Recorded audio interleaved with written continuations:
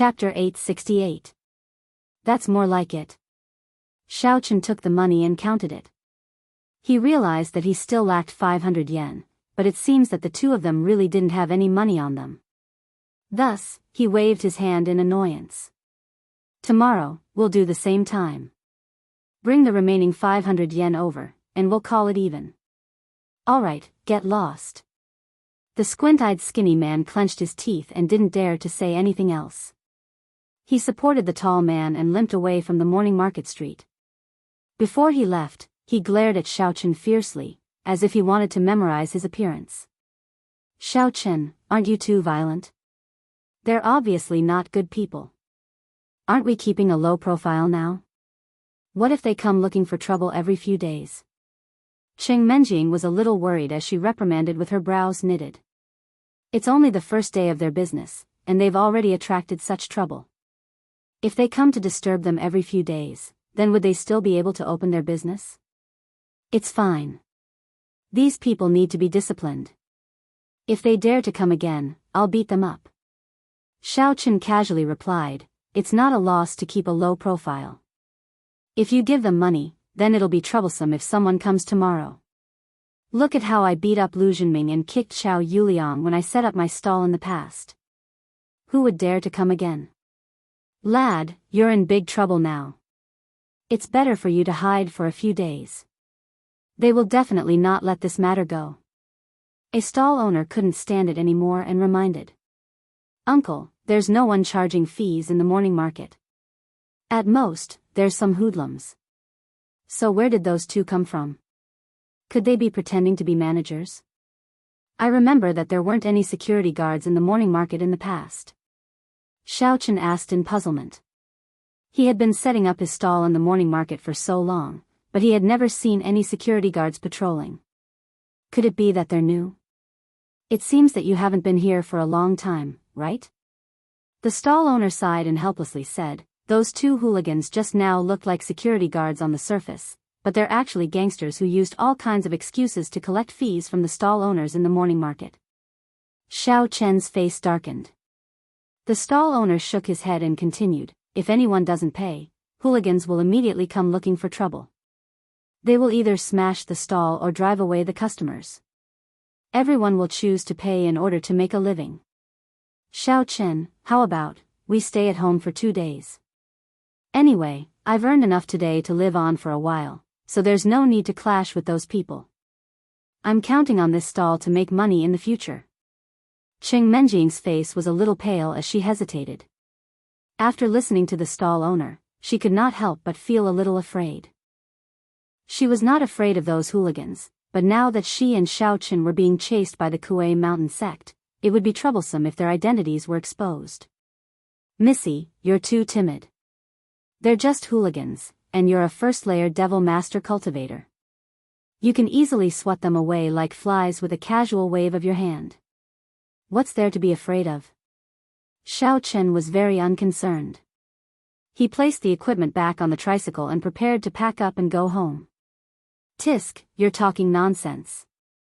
I'm not afraid of them. Cheng Menjing puffed out her chest indignantly. Suddenly thinking of something, she stretched out her hand and said, that's right, hurry up and give me the compensation money that you just stole, from someone. Don't even think about hiding a secret stash of money on you. Who knows if you'll use it to pick up girls, humph. Sure, take it. Xiao Chen readily took out the money. Anyway, apart from selling breakfast together, the two of them also lived together, so it did not make much of a difference who was in charge of the accounts. Cheng Menjing carefully hid the money in her breast pocket and felt it. After confirming that it was safe, she was finally satisfied. Xiao Chen's eyes also subconsciously glanced at Missy's slightly bulging chest. He coughed twice and patted the back seat of the tricycle. Come on, we'll leave the things at the grocery store as soon as possible. Then, we'll go to the business office and apply for a broadband. Once the Wi-Fi is installed, you won't be so bored anymore. Unexpectedly, not only did Cheng Menjing not get on the tricycle, but she also shook her head like a rattle drum. No, when I came over this morning, I sat so much, my butt hurts. You better come down and let me ride. You go to the back and help push the tricycle. Ah. You want to ride me? I didn't expect you to be so. Xiao Chen smiled with a very strange expression. When he was about to continue, he found that Qing Menjing was staring at him with a murderous look. He had to shut his mouth, get off the tricycle obediently, and walk to the back. Qing Menjing got on the tricycle and rode crookedly all the way, followed by Xiao Chen and Invincible Dog. From time to time, there were dangerous situations. It took a lot of effort to ride to the grocery store. She was so tired that she was sweating all over. After jumping off the tricycle, Qing Menjing was greatly relieved. From the bottom of her heart, she felt that sitting in a car was more comfortable. Riding a bicycle was simply too torturous. Missy couldn't remember why she chose to ride a bicycle, which was a hard labor. Xiao Chen had been helping Qing Menjing control the tricycle. Although he was not so tired, he was also sweating all over. After giving the rest of the dough to the old lady, Xiao Chen chatted with her for a while, and then took Qing Menjing back to their residence. Originally, he wanted to go directly to the business office to apply for broadband, but considering that both of them were sweaty and sticky, it was really uncomfortable. He decided to go back and take a shower first. Xiao Chen, what do you think we should do in the future? We can't always sell fried dough sticks in the morning market, right? On the way home, Qing Menjing felt a little confused and murmured. No way. It's only the first day, and you can't hold on anymore? Why don't you stay at home tomorrow? I can handle it by myself. Xiao Chen shrugged. He was quite used to this kind of life. Didn't he live like this before? He even planned to open a breakfast chain in the future.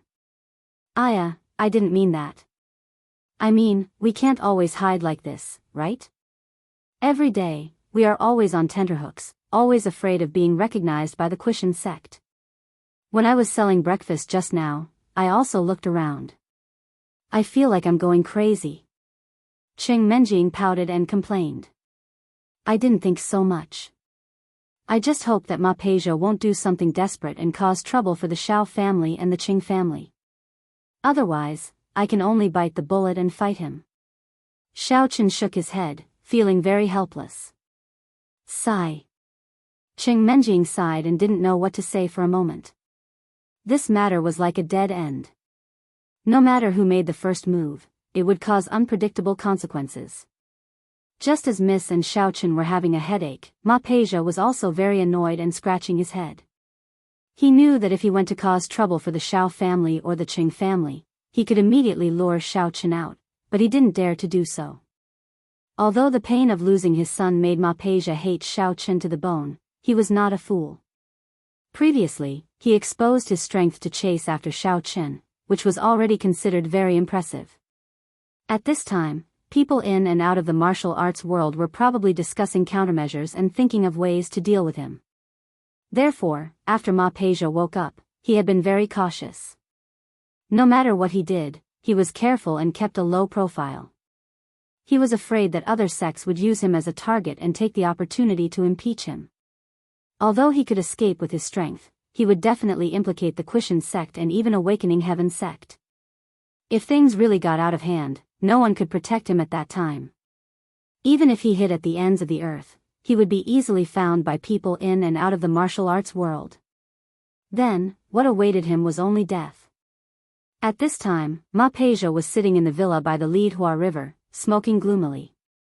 He had received news from his disciples saying that he had found out that Xiao Chen and Qing Menjing had fled back to the villa in Songning City, so he rushed over as soon as possible. In the end, when he arrived, it was empty. There was no one in the villa. The clues were cut off here, and Ma Wuqian had a headache again. Although he did not attend the meeting at Awakening Heaven sect, Situ Qitian had called him after the meeting. Although he was furious and scolded him, he was not in a hurry to summon him back. Instead, he warned him to keep a low profile outside. Ma Peizhou couldn't figure out Situ Qitian's intentions, but he knew the leader's character too well. Situ Qitian was a narrow-minded person who couldn't tolerate the failure of his subordinates, but he was willing to indulge Ma Peizhou to stay a few more days, so Ma Peizhou was a little puzzled and couldn't understand. But in any case, Ma-Peja knew that he definitely couldn't stay in the secular world for long, so he had to get rid of Xiao Chen as soon as possible and then take the initiative to return to Awakening Heaven's sect to admit his guilt. Ma-Peja pinched the cigarette butt and stomped his feet. After looking around, he was ready to leave the villa. But as soon as he walked out of the door, he saw an old woman pushing a garbage truck outside the door. That pair of narrowed eyes kept staring at him, and there seemed to be a sense of mockery in her eyes. "Old fart, why don't you look at your mother? Believe it or not, I will dig out your eyeballs and feed them to the dogs." Ma-Peja was a little upset, and at this time, he directly flew into a rage, pointing at the old woman and scolding. This old thing had been here since he entered the door just now. As a result, he came out, and this guy was still here. He even looked at him with that kind of eyes. He didn't know what it meant. "You!" The old woman suddenly flew into a rage and was about to explode on the spot, but she quickly calmed down, seeming to have some scruples about Ma-Peja.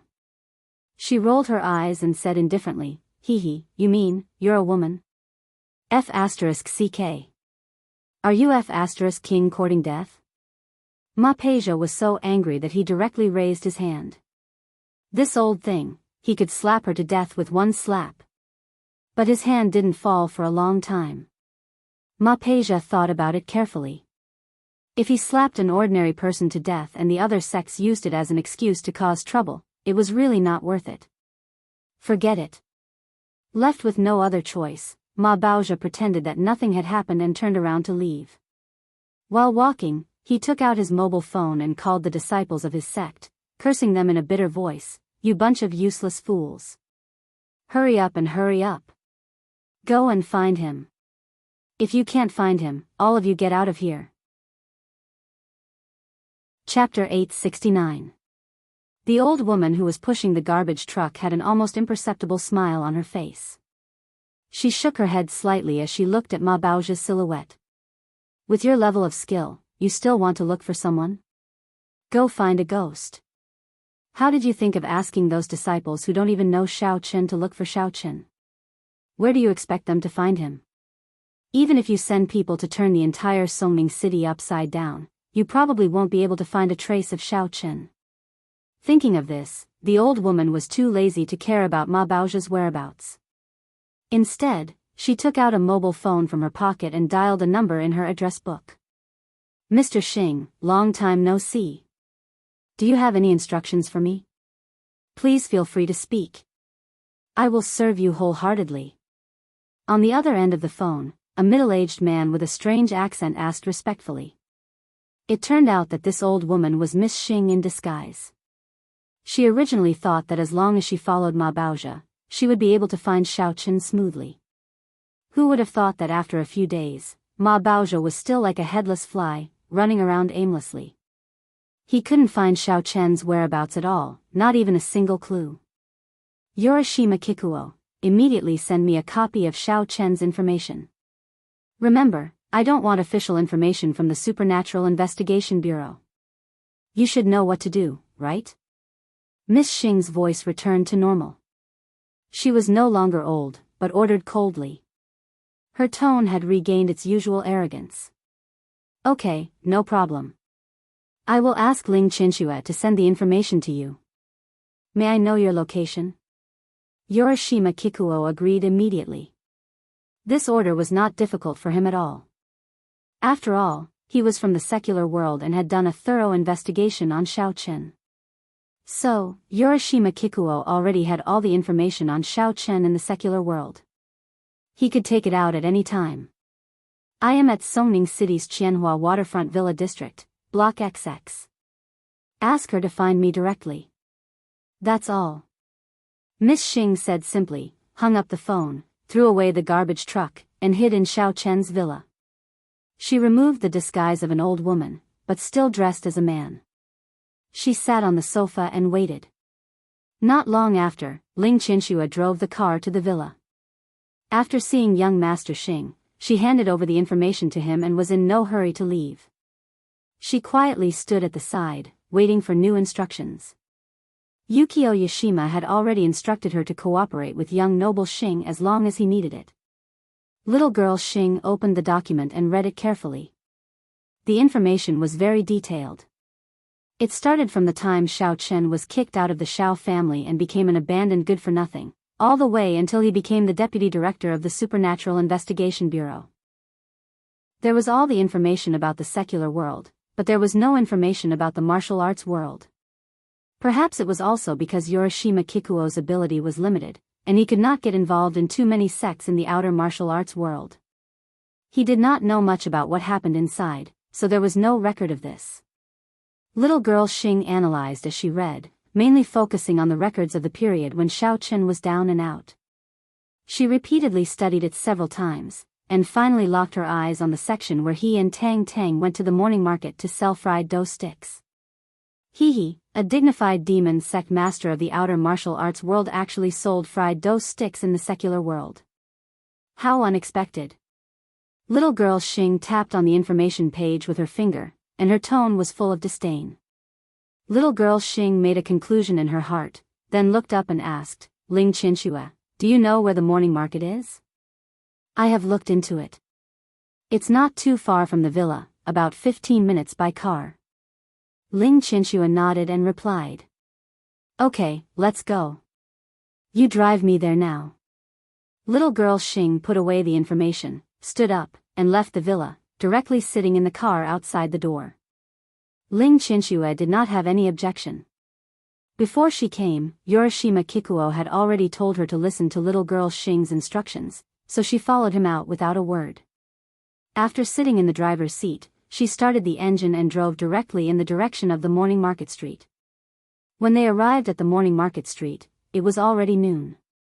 Many vendors had already closed their stalls and gone home, and the remaining stall owners were also packing up their things. There were a lot less pedestrians on the street, and the entire morning market street was empty.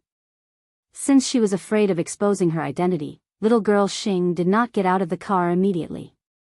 Instead, she asked Ling Qinxue to drive the car directly into the morning market street, and parked it near Xiao Chen's stall. From the car, she stared out. Huh? Didn't the information say that Xiao Chen sold fried dough sticks? Why is that stall selling fried dough sticks? Could it be that the information is wrong? Little girl Xing sat in the front passenger seat, looking at the sign of Lin's fried dough sticks in confusion. Then she took out the information and flipped through it. Strange, the location was indeed recorded here. What little girl Xing did not know was that Yorishima Kikuo did not care about the fact that Tang Tang had given the stall to the Lins. Even if he knew, he would not record such a trivial matter. He probably could not even remember the information. I'm not too sure about this. How about I go and ask them? Ling Qinxue was also confused. After thinking for a while, she asked for little girl Xing's opinion. Seeing that little girl Xing did not agree or disagree, she took the initiative to get out of the car and walk to the Lin's stall. Since it was the weekend, the Lin's stall closed a little later than usual. At this time, it was almost time to clean up.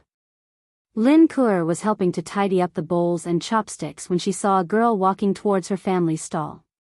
She hurriedly walked up to her apologetically and said, I'm sorry, we have already closed up. If you want to eat beef plate noodles, you can come back tomorrow morning. Stupid girl. What nonsense are you talking about? Mother Lin, who was standing on the side, glared at Kerlin. How could she let go of a business opportunity? Mother Lin pulled Kerlin over and greeted her enthusiastically. Little girl, please sit for a while. I'll cook a bowl of fried dough sticks for you right away. It'll be quick. Oh, sorry to trouble you. Since Ling Qinxue was here to ask for information, she did not refuse. She found a place to sit down and waited for a while.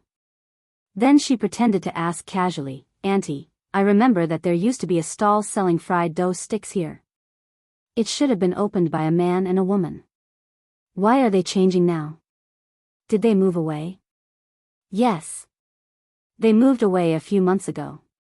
Since my daughter is their classmate and they have a good relationship, they let us have the stall. Mother Lin did not care. She skillfully cooked the dough sticks and answered casually. Ling Qinxue suddenly realized. Wasn't this Lin's fried dough sticks opened by Lin's family? Although there was no information about this stall in Xiao Chen's information, it was mentioned that Xiao Chen used to pursue Lin when he was in school. Also, when he sold fried dough sticks in the morning market, he would help the Lin family's business from time to time. Auntie, I'm sorry. I suddenly don't want to eat the noodles. I'll leave the money here. Keep the change. After Ling Qinshu understood the ins and outs of the matter, she couldn't wait to stand up. She put the money on the table and turned to walk in the direction of her car. Anyway, her real purpose was not to eat the noodles. Since she had already found the information she wanted, there was no need to stay any longer. Hey! What's wrong with you? I can pack it for you. Mother Lin had just served the noodles and was stunned when she heard Ling Qinshue's words. When she came back to her senses, there was no trace of Ling Qinshu. Looking at the brand new red banknote on the table, Mother Lin immediately panicked. She quickly said to Lin, "Why are you still standing there like a fool? You just watched her leave and didn't know how to stop her. Hurry up and see if that banknote is fake." Oh. Lin blinked her eyes and obediently picked up the banknote on the table. She carefully looked at it a few times and then said, "This money is real. There's no problem." "Are you serious? Let me see." Mother Lin didn't quite believe it. She wiped her hands on her apron and took the banknote and looked at it for a long time under the sun. Only then did she confirm that it was real. She let out a sigh of relief and said, "It's good that it's real. Since that little girl doesn't want to eat, then let's keep this bowl of noodles for lunch." As she spoke, Mother Lin quickly put away the money. She had earned 100 yuan today, which made her very happy. Lin didn't answer, but looked in the direction where Ling Qinshu disappeared. She didn't care too much about whether the banknote was real or fake. Instead, she was wondering why such a beautiful girl would come to inquire about Xiao Chen and Tang Tang's stall. Could it be that there was some conflict between them? Or was she an ex-girlfriend who was dumped by Xiao Chen and came to take revenge? She didn't realize that every time she encountered something about Xiao Chen, her imagination would run wild. Ling Qinshu returned to the car and briefly reported the situation to Miss Xing. Miss Xing didn't give up on this clue after hearing it. Instead, she lowered her head and thought, since Xiao Chen had given the stall to Lin's family, then the stall where the Lin family used to be should be empty. So, could it be? Thinking of this, Miss Xing immediately flipped through the information and found the address of the Lin family stall. She immediately asked Ling Qinshu to start the car and drive to the Lin family stall. As expected, before the car stopped, the sharp-eyed Miss Xing found a small piece of youtiao on the ground not far away. It seemed to be leftovers and probably hadn't been cleaned by the cleaners yet. Seeing this scene, Miss Xing immediately knew what was going on.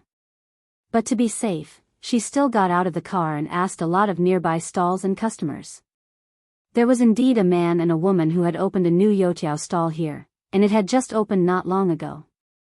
After Miss Xing got the accurate answer, she immediately came up with a plan. After discussing it with Ling Qinshu, the two of them began to implement it separately and went about their own business. A few days later, the reputation of Tang's breakfast shop grew in the morning market street. Every day, there would be a long line. The crowd spread the news by word of mouth, and it soon reached the ears of Lin. Chapter 870. After hearing that, Lin was very curious.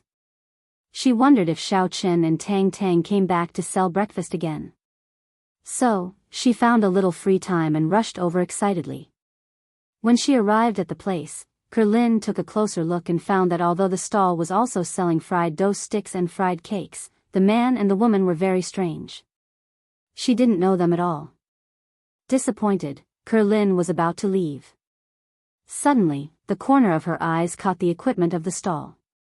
It seemed a little familiar. Why did it look like it was used by Xiao Chen before? Excuse me, is your Tang's breakfast shop newly opened? I don't think I've seen it before. Lin hesitated for a moment, but still plucked up her courage and went forward to ask. Yes. We just opened a few days ago. Xiao Chen answered casually. Suddenly, he felt that the voice was a little familiar. He looked up subconsciously and was stunned. Kerlin? Why is she here? For Kerlin, this simple and kind little girl, Xiao Chen's heart had always been very complicated. He didn't know how to position himself. It was true that he liked her a little, but it was estimated that there would be no development between them. After all, there was no more intersection in life. Xiao Chen could only help her family as much as possible. Oh. My house used to be at the place where you are now, so. I'm sorry, I just found your equipment a little familiar, so I wanted to ask if these things were given to you by Xiao Chen? You. Do you know where he and Sister Tang Tang are? Kerlin didn't know that Xiao Chen had recognized her. She hesitated for a long time and asked cautiously. Oh, they seem to have left Soming City after they transferred the stall to me. I'm not too sure where exactly they went. Why don't you call them and ask? Xiao Chen could only find a perfunctory excuse to brush her off. He couldn't protect himself now, so it was better not to let Kerlin know the truth. He didn't know what had happened when this little girl suddenly came to find him. Could it be that her family's shop was threatened by hooligans again? I called them, but their phones were turned off. I couldn't get in touch with them. Kerlin shook her head in disappointment. Although she didn't have a cell phone, she always remembered Xiao Chen and Tang Tang's phone numbers. She had already tried to contact him a few times, but his phone was always turned off. No matter how hard she tried, she couldn't get through. In fact, Kerlin's main purpose was to find Xiao Chen. It wasn't because she had encountered any trouble, but because he had often helped the Lin family in the past. Although he looked scary, he was still a good person. She had finally saved some money and wanted to treat Xiao Chen to a meal to thank him in person, but she couldn't get in touch with him no matter how hard she tried. Xiao Cheng Menjing sold out the stock in front of her in a flash, but she didn't get any fresh fried dough sticks for a long time. She was still wondering why there was no movement from Xiao Chen. When she turned her head, she found that he was actually chatting with Kerlin. She almost died of anger. Due to inertia, Cheng Menjing subconsciously called out Xiao Chen's name. Fortunately, she found something wrong halfway, so she immediately stopped and changed her words. Xiao. Kid, what are you doing? Hurry up and get to work. Are you stupid when you see a young girl? Don't talk nonsense there. Don't you see so many people waiting in line? Are you making them anxious? Maybe it was still not enough. Cheng Menjing asked Kerlin, little girl, are you going to buy breakfast? If you are, you have to line up according to the rules. No. I'm not buying breakfast. Sorry. Sorry to bother you. You guys go ahead. Kerlin was shocked and quickly waved her hand. She took a few steps back and turned to walk to her stall. But before she walked 2 steps, she seemed to think of something. Kerlin suddenly turned her head and looked at Cheng Menjing a few times in confusion. She felt that her voice was a bit familiar, as if she had heard it somewhere, but her face was very strange. Did I hear it wrong? After thinking about it, Kerlin still shook her head and left. There were too many people in the world with similar voices. She didn't know the one in front of her at all.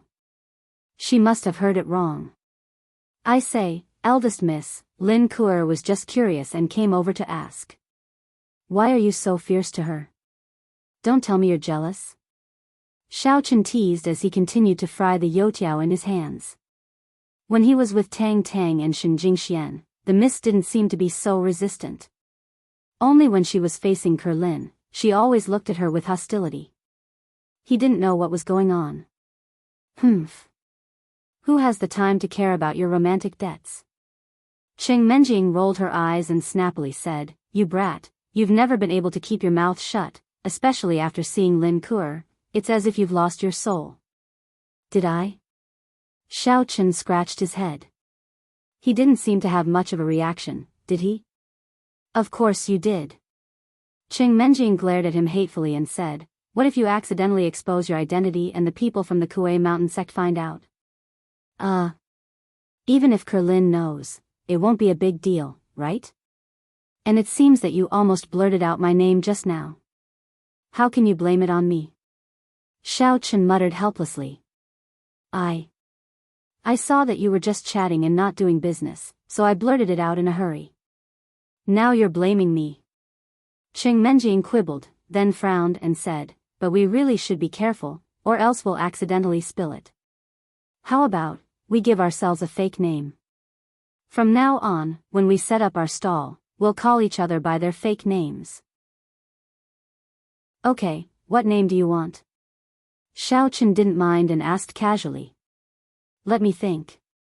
Oh right. I'll call you Lil Yi, and you call me Yao Yao. Okay. It's decided.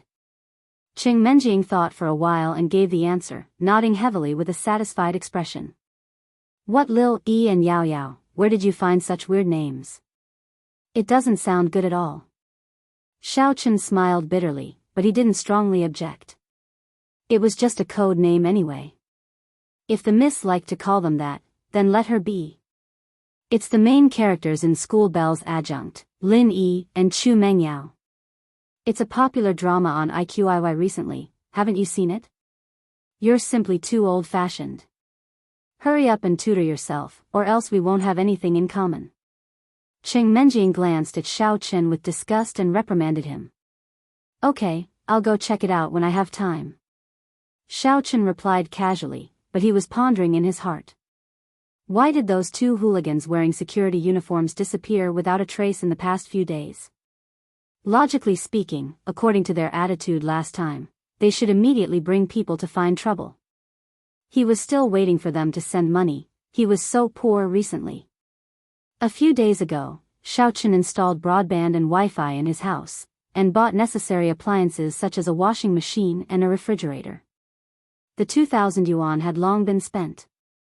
Now, although the income from selling breakfast every day was 1 to 200 yuan, it was only enough to maintain the living expenses of the two people. They didn't have much money on hand at all. However, what Xiao Chen didn't know was that the two punks actually came to the morning market every day, extorting money everywhere, but every time they avoided his stall and went to find trouble with other people. The two of them didn't dare to take the initiative to provoke Xiao Chen. Anyway, there wasn't much in the morning market, but there were a lot of stalls, and it was enough even if the two of them casually collected money. Motherf *, we were too unlucky that day. Not only did we not receive a single cent, but we also lost a few thousand for no reason. These days, no matter how much money we collect, we can't make up for it. It's a big loss, it's like losing a wife and a soldier. The tall man had a cast and bandage on his right hand, and he was cursing as he wandered on the morning market, followed by the squint-eyed skinny guy. Just bear with it for now.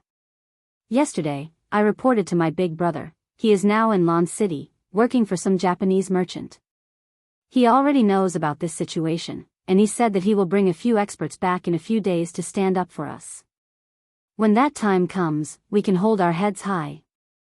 The squint-eyed skinny guy said in a muffled voice as he looked at the surrounding stalls threateningly.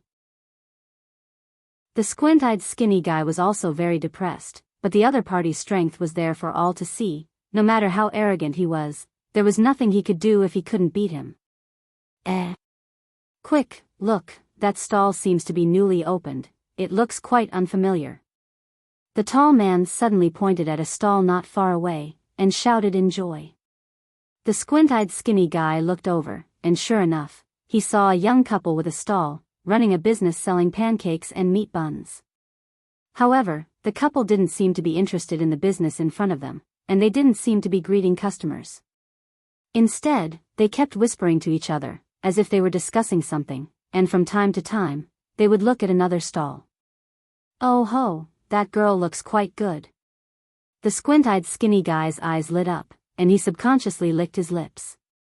With an evil smile, he said, let's go take a look. Even if we can't get any benefits, if we can trick that girl into our bed, and make this old man happy, it's worth it. Hee hee. The two's eyes emitted green light, and they swaggered to the stall. The tall man kicked the leg of the table, and angrily shouted, Hey! Are you new here? Have you paid protection fees for this stall? Have you applied for a stall permit? What protection fees, permit? Little Xing, who was disguised as a man, frowned, and looked at the two people in front of her. They didn't seem to have come with good intentions, so she didn't hold back and said, I don't know what you're talking about, I've never heard of a permit.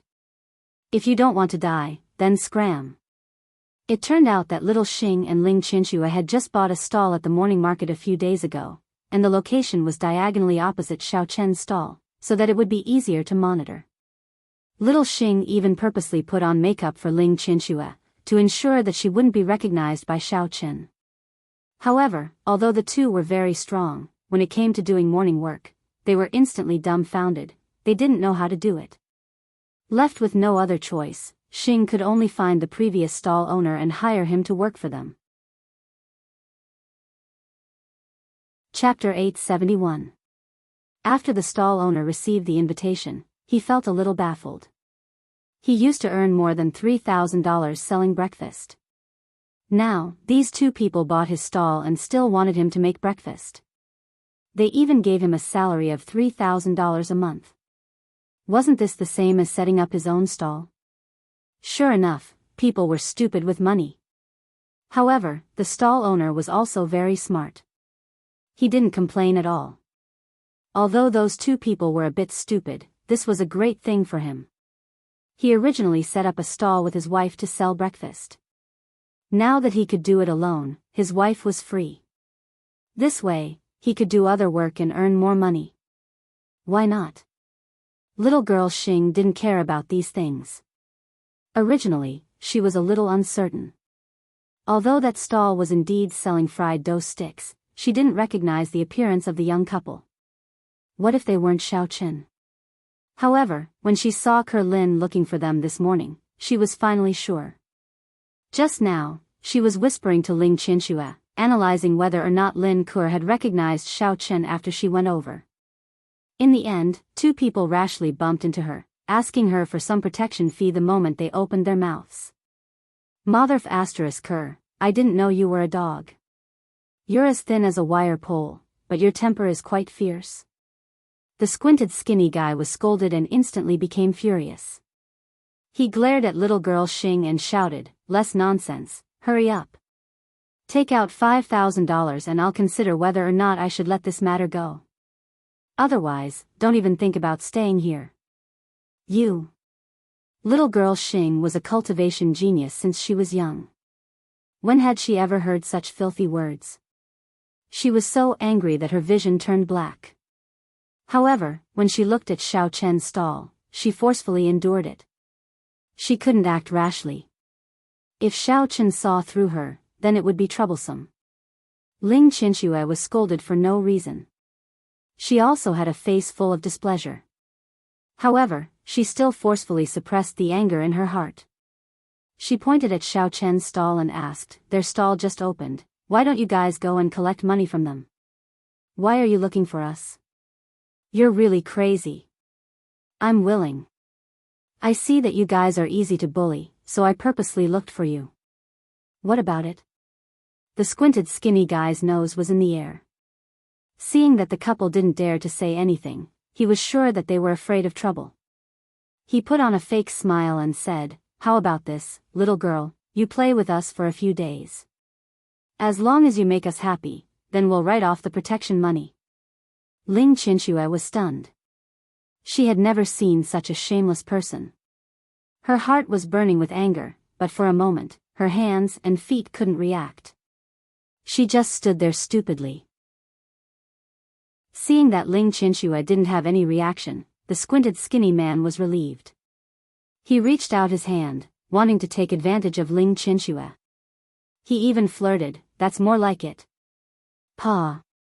Ling Ling, Ling. You is, you. Ling, you are. Ling. Before the squinted skinny guy's hand could touch Ling Qinxue's chest, it was slapped away by Ling Qinxue. However, he didn't suffer any injuries. Stinking brat, the two of us are courting your wife. That's because we think highly of you. Don't be so shameless. The tall man glared at him and shouted. Ling Qinxue didn't pay attention to him. She pushed him lightly because she was afraid that she would be too heavy-handed and kill him. After thinking for a while, she ordered Ling Qinxue, "Go teach these two a lesson. But don't be too harsh. Don't kill them. Just beat them until they are half dead." Normally, Ling Qinxue would be afraid of alarming Xiao Chen and definitely wouldn't say this. However, she saw that there was already a large group of customers waiting to buy breakfast in front of Xiao Chen's stall. It was so packed that not even a drop of water could trickle through. Presumably, they wouldn't have time to care about the situation here. Thus, they didn't have to worry about anything. Yes. At this time, Ling Qinxue had already come back to her senses. She had a belly full of anger. Since Ling Qinxue had already spoken, she didn't hesitate. She directly pulled the two people to a corner and raised her hand to violently beat them up. Ah! Heroine! Spare! Spare us! The squinted skinny guy and the tall man only felt their vision blur. They fell heavily to the ground. Following that, a wave of pain came from their bodies. The storm-like attacks didn't give them a chance to get up. The two people curled up in the corner and continuously begged for mercy. However, their miserable cries were quickly covered by the cries of the surrounding stall owners. Basically, no one heard what happened here. After a few minutes of beating, Ling Qinxue finally felt that she had vented enough. Only then did she stop and return to her stall. However, Ling Qinxue still hadn't vented her anger. She crossed her arms and walked over. Looking down from above, she coldly said, "What? Aren't the two of you quite capable? Why aren't you showing off? Keep jumping. I want to see when you can jump to death. Hero. Hero. Spare us. We were just joking with you. SSS. Please don't take it seriously. Please let us go." The squinted skinny guy's face was green and purple. He couldn't even speak fluently. He could only spit out a few words intermittently. His appearance was as miserable as one could imagine. Yes. Yes, you're a great person and don't hold grudges against us. Don't bother with us, I beg you. The tall man was also in a terrible state. The cast that was originally wrapped around his right hand had long been broken. There wasn't a single piece of uninjured flesh on his body. When he spoke, his mouth was leaking air. "You want me to let you go? Sure. Don't you like to extort people? Then I'll let you have a taste of being extorted." Ling Qinxue rolled up her sleeves and put her hands on her waist like a teapot. She then glared at them and said, "Hurry up and hand over $5,000 of protection fee. Maybe this young master's mood is good, and I'll spare your dog lives. Hurry up, don't waste time." When Xing Qinxue was spying on them these past few days, she often saw Qing Menjing adopt this posture to teach Xiao Chen a lesson. It seemed to be very imposing, so under her curiosity, she subconsciously imitated it. After trying it out, she really felt that it was very much like a rich young miss. Ling Qinxue, on the other hand, looked at young Master Xing with a strange expression. This guy. Why does he look like a woman? However, she only dared to mutter in her heart. She didn't dare to say it out loud. She only secretly thought, could it be that all the people in the martial arts world have some kind of weird fetish? Okay. I'll pay, I'll give it all to you. The squinted skinny man couldn't be bothered to look at Miss Xing's posture and didn't dare to retort. He hurriedly trembled as he took out the $6,000 he had just received in protection fees and handed it all to Miss Xing. The tall man was trembling at the side. His heart was suffering unspeakably. What's going on with this morning street recently? Where did all these people with high martial arts skills suddenly come from? Even a woman can be so good at fighting. It's really strange. Okay, the amount is correct. I'll let you go this time. Hurry up and roll into a ball before I change my mind. Xing Qinxue weighed the money in her hand. She was too lazy to carefully count it. She directly put it in her pocket and continued her work of spying on them. Seeing that Xing Qinxue had let them go, the squinted skinny guy and the tall man finally let out a sigh of relief. The two endured the pain and stood up. After supporting each other and leaving, the stall owner who worked for Xing Chinchua slowly and carefully walked back. Just now, he had seen the two hooligans coming over from afar. As someone who had set up a stall here for a long time, he knew very well how powerful these two people were. He was afraid of being implicated, so he immediately found an excuse to go to the toilet. After walking away, he hid in the distance and quietly watched. The previous scene was all seen by him. The stall owner couldn't help but secretly click his tongue. I was wondering why they weren't afraid at all. So it turns out that they relied on this to make money. At first, I thought that this couple was stupid. Now it seems that they were just hiding their strength. At this time, at the stall not far away, although Xiao Chen's subordinates were busy, he had already noticed the movement here. Just now when Ling Chinchua made her move, she unconsciously released a bit of a martial artist's aura. Xiao Chen acutely felt that the opposite corner of the wall was a bit strange, so he quietly released his divine sense to check, and immediately discovered an old acquaintance. Xiao Chen didn't know the others, but Xiao Chen was very familiar with the appearance of the ladyboy prince. Although this guy had makeup on, Xiao Chen immediately recognized him from his ladyboy demeanor. As for the other girl, she was probably her follower. Her strength was also at the martial master level. Looking at the situation, she had set up a stall over there. The two reckless hooligans provoked her and were currently being beaten up. However, although Xiao Chen had discovered the two of them, he didn't immediately expose them. Although he didn't know what Xing Chick was planning, as long as they didn't bother him, Xiao Chen was too lazy to pay attention to them for the time being. Because he used the ability of a cultivator to make breakfast, it didn't take long for Xiao Chen to make a lot of fried dough sticks and fried cakes. It was enough for Qing Menjing to sell for a while. It just so happened that the flow of customers at this time was not large. Xiao Chen simply stopped and continued to release his divine sense. He wanted to check if there were any other suspicious people nearby except for Xing Chick and the others. Since returning to Songning, Xiao Chen had been on tenterhooks every day, fearing that Ma Baixie would suddenly appear. If he was alone, it would be better. The problem was that Miss was still by his side, and her strength was not high. Therefore, Xiao Chen still had to worry about whether she would be ambushed. Moreover, it was not very convenient for the two of them to escape. After probing with his divine sense, Xiao Chen realized that the battle on little Chick Xing's side had already ended. The two hooligans were walking back with their tails between their legs. Meanwhile, little Chick Xing was pretending to sell breakfast as if nothing had happened. Her eyes would occasionally glance over. Xiao Chen touched his chin and pondered for a while. Suddenly, he thought of an idea and couldn't help but chuckle a few times. Chapter 872. After the two hooligans were taught a lesson by Ling Chinchua, they didn't run far. Instead, they turned into a nearby alley and sat on a big rock to rest. The tall man took out some ointment and screamed as he wiped the bruises on his body. "We are really unlucky." While rubbing the wound on his chest with the ointment, the tall man grumbled, "I don't know what's wrong with us. We actually met a martial artist twice.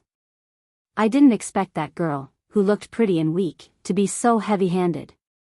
Sigh. "Let's not talk about it. Let's think about what to do when we go back." The squint-eyed skinny man sighed heavily. Suddenly, he thought of something and patted his thigh. As a result, he patted the wound and immediately cried out in pain. After a while, the squint-eyed skinny man said in a hissing voice, "I know. This year is my zodiac year. I have always forgotten to wear red underwear. This must be the reason why I am unlucky. Damn, you idiot. That's probably it." The tall man scolded, "Go back and buy a few hundred pairs of red underwear. Wear it from now until next year. I don't want to be unlucky with you." When the squint-eyed skinny man sighed, the tall man wanted to use the ointment to wipe the wound on his back. However, as soon as he stretched out his right hand, he felt a dull pain. So, he had no choice but to say to the squint-eyed skinny man, "Help me apply the ointment." I can't reach it. TSK, I really didn't know that you guys actually have this kind of hobby. Hurry up and tell me, who is the one on top? Who is the one on the bottom? The squint-eyed skinny man was half naked. While he was applying the ointment on the tall man's back, he suddenly heard a sarcastic voice coming from behind. The two of them were shocked and turned their heads at the same time. They were shocked to find that Xiao Chen was standing not far from the entrance of the alley, looking at them with a mocking face. The two of them were so scared that they almost peed their pants. Without even putting on their clothes, they directly jumped off the rock and wanted to escape. Hey. What the hell are you two doing? Why did you run away when you saw me?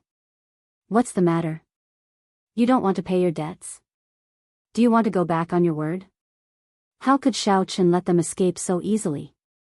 With a big stride, he arrived behind them and grabbed both of their necks. One on each side, he lifted them up as if they were puppies. When Xiao Chen released his divine sense just now, he sensed that these two people were recuperating nearby. Therefore, he told Xing Menjing that he needed to go to the toilet and quickly rushed over. These two fellows still owed money. Xiao Chen had been short of money recently. If he didn't get his debt back from them, he wouldn't be able to continue living. No. Hero, you've misunderstood. We saw that you've come, so we wanted to buy you a bottle of water. You must be thirsty, right?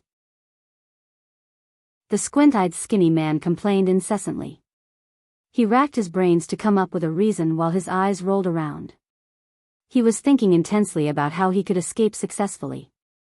Oh, I'm not thirsty, don't say those useless things. What's the matter? You two are thinking about escaping, aren't you? Xiao Chen saw through the squint-eyed skinny man's thoughts at a glance. He simply threw them to the corner, crossed his arms in front of his chest and stared at them condescendingly. Anyway, this place was a secluded alley. Generally, no one would pass by. Even if they passed by and saw that he was getting rid of the tyrant, they probably wouldn't interfere. Hiss, the tall man was hit hard, and he felt as if his whole body was falling apart. He suddenly took a deep breath, and his expression was as sad as if his father had died. He lowered his head and said, Hero. We didn't want to escape, but as you can see, we are seriously injured. We want to go to the hospital to see a doctor. Please be merciful and spare us. Lie, continue to lie. Just now, I clearly saw that you two had finished applying the ointment, and your body still smelled like a bruise. Are you trying to scare me? Xiao Chen had a displeased look on his face. He lifted his leg and kicked the tall man. It just so happened to touch his wound, causing the guy to roll around in pain. Xiao Chen didn't have any sympathy for people who bullied the weak and feared the strong. Usually, they would be very unreasonable to those weak vendors who set up stalls. He guessed that even Lin Kuer's family had been charged protection fees by them. This kick of his was to help the Lin family vent their anger. This, we, didn't. The squint-eyed skinny man saw that Xiao Chen was so ruthless. He suddenly stuttered. He couldn't argue for a long time, and he didn't dare to say much. Otherwise, he would definitely be kicked again. Oh, I know. After you used the bruise ointment, you felt that it didn't work, so you wanted to go to the hospital for treatment, right? Xiao Chen asked with a faint smile. Yes. This thing has no effect at all. It must be a fake sold by a profiteer. It cost me dozens of yuan. The squint-eyed skinny man quickly grabbed this life-saving straw. He threw away the bottle in his hand and said angrily. Oh. But I see that you guys are recovering well. Your waist isn't sore, your legs aren't hurting, and you can even throw the ointment. Xiao Chen clenched his fists and cracked his knuckles. A cold smile flashed across the corner of his mouth as he said unhurriedly, How about this? Since you want to go to the hospital, I'll beat you up again, so that you don't have to come here in vain and waste money. No, hero. Don't hit us. We are really fine. Wow, this is really a miracle in the medical world. I think we don't need to go to the hospital anymore. The squint-eyed skinny man quickly endured the pain on his body and struggled to stand up. He gritted his teeth and shook his arm. He even took a few steps and tried to squeeze out a smile that was uglier than crying. That's not right. Don't you see that kid still rolling on the ground? I think you guys still have to go. Don't delay the treatment. Xiao Chen pointed to the tall macho man and said calmly. He also took 2 steps forward and pretended to hit him. I've also recovered. This medicine is really magical. It seems that I have to buy a few more bottles in the future. The tall macho man saw that the situation was not good. He quickly turned over and stood up. He sighed with a bitter face. Since you are all fine, then don't do radio gymnastics here. Hurry up and return the money. This hero can fry hundreds of youtiao in a minute. I don't have the time to watch you act here. Xiao Chen shook his legs and shouted angrily. He seemed very impatient. But we don't have any money on us now. The squint-eyed skinny man suddenly thought of a bad idea. He quickly said with a troubled face, Just now, we actually had more than 6,000 yuan. We wanted to collect more money and give it to you as a gift. In the end, it was all snatched away by someone else. We wanted to reason with the other party, but not only did we not, we were beaten up. So unlucky. The squint-eyed skinny man had the idea of 2 tigers fighting. Since the guy in front of him was good at martial arts and the chick who beat him looked quite powerful, if he could make the 2 of them fight, wouldn't he be able to sit on the mountain and watch the tigers fight? Wasn't there a saying that when 2 sides fought, the one who fished would benefit? Maybe he could even get a bargain in the end. Oh. What do you mean? Who beat you up? Is there anyone who has the guts to rob me of my money? Xiao Chen pretended to be angry. He saw through the squint-eyed skinny man's plan at a glance, but he did not expose it. Instead, he pretended to fall into the trap. In fact, he had other plans in mind. It's the husband and wife who sold pancakes and meat buns diagonally across from your stall. Not only did they beat us up, but they also asked me for 5,000 yuan. I wanted to give this money to you. So I insisted on not giving it. In the end, I was beaten up again. I had no choice. Sigh. The squint-eyed skinny man pretended to be pitiful and sighed. He secretly observed Xiao Chen's expression to see how he would react. Oh my God. Are you stupid? Do you think I don't know how to count? I was a prodigy back then, did you know that? You brought more than 6,000 and gave him 5,000. Minus 5,000 from 6,000, shouldn't you still have more than 1,000? Hurry up and give me the money, don't dawdle. Xiao Chen raised his hand and knocked on the squint-eyed skinny man's head. He was in so much pain that he covered his head and cried out in pain. He was seeing stars. Hero. Skinny man didn't lie to you. We wanted to give you 5,000 yuan to settle the matter. We didn't expect that when we took out the money, they would snatch it all away. We had no choice. The tall man probably guessed the squint-eyed skinny man's idea. Plus, this was the truth, so he said helplessly with a sad face. TSK, you two are useless. Hurry up and find them. Get the money back for this hero. Otherwise, don't even think about having a good time. Xiao Chen stared at the 2 men in front of him as if he was looking at a dead man. Hero, we don't dare. Besides, we can't beat them. Otherwise, the money wouldn't have been snatched away. The squint-eyed skinny man had finally recovered. When he heard that he was going to ask for money again, he was so scared that his legs went soft. Besides, they hoped that Xiao Chen would go to ask for money. How did it become them going to ask for it themselves? The squint-eyed skinny man didn't dare to agree no matter what. What are you afraid of? This hero will go with you to get the money. I don't believe that I can't get it back. Xiao Chen waved his hand and said boldly. Actually, he did this on purpose. He took advantage of the situation and went with these 2 punks.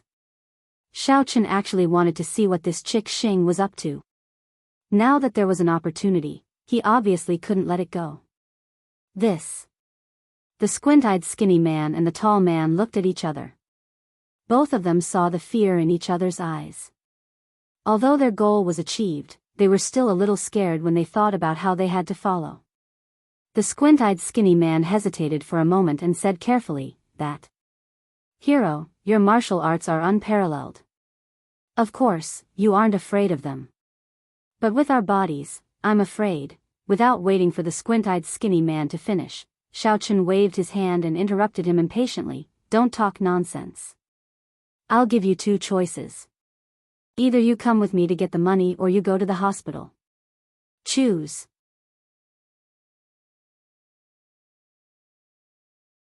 He ran to the morning market to sell fried dough sticks, but that was because he was forced by life to make money. However, if these two girls in front of him just wanted to keep an eye on him, they would not hesitate to stand here from dawn to dusk like idiots. That would be too much of a prank. Ling Qinshua's shout caused Xing Biao to calm down. She carefully thought for a moment and realized that she really couldn't argue with Xiao. If they fought, her strength would be exposed. What would she do if she was recognized? Thinking of this, Xing Biao felt a little helpless. She could only pretend to be tough and said, "So what if I'm her husband? If you have the ability, go and marry one too. You don't need to worry about that. I may lack other things, but I don't lack a wife." Xiao looked at Ling Qinshuo and said to Xing Biao like a ruffian, "You sissy, are you trying to change the topic? What, you don't want to pay up?" Hearing Xiao words, Xing Biao couldn't help but be shocked. Luckily, it wasn't a lady boy. Then her disguise should be able to fool this guy. Although she was a little unwilling, she still gritted her teeth and took out $1,000. Slapping it on the table, she said, "Take it. Tell your friend to be more well-behaved in the future and don't cause trouble for us. Otherwise, I'll beat her to death next time." "Oh, if you like it, then beat her to death." Xiao shrugged indifferently. He picked up the money on the table and counted it. He frowned and said, "That's not right. Why is it so little? Are you messing with me? How am I messing with you? How is this money not right?" Xing Biao finally got angry. She glared at Xiao. "Is this guy not done yet? You damn Xiao.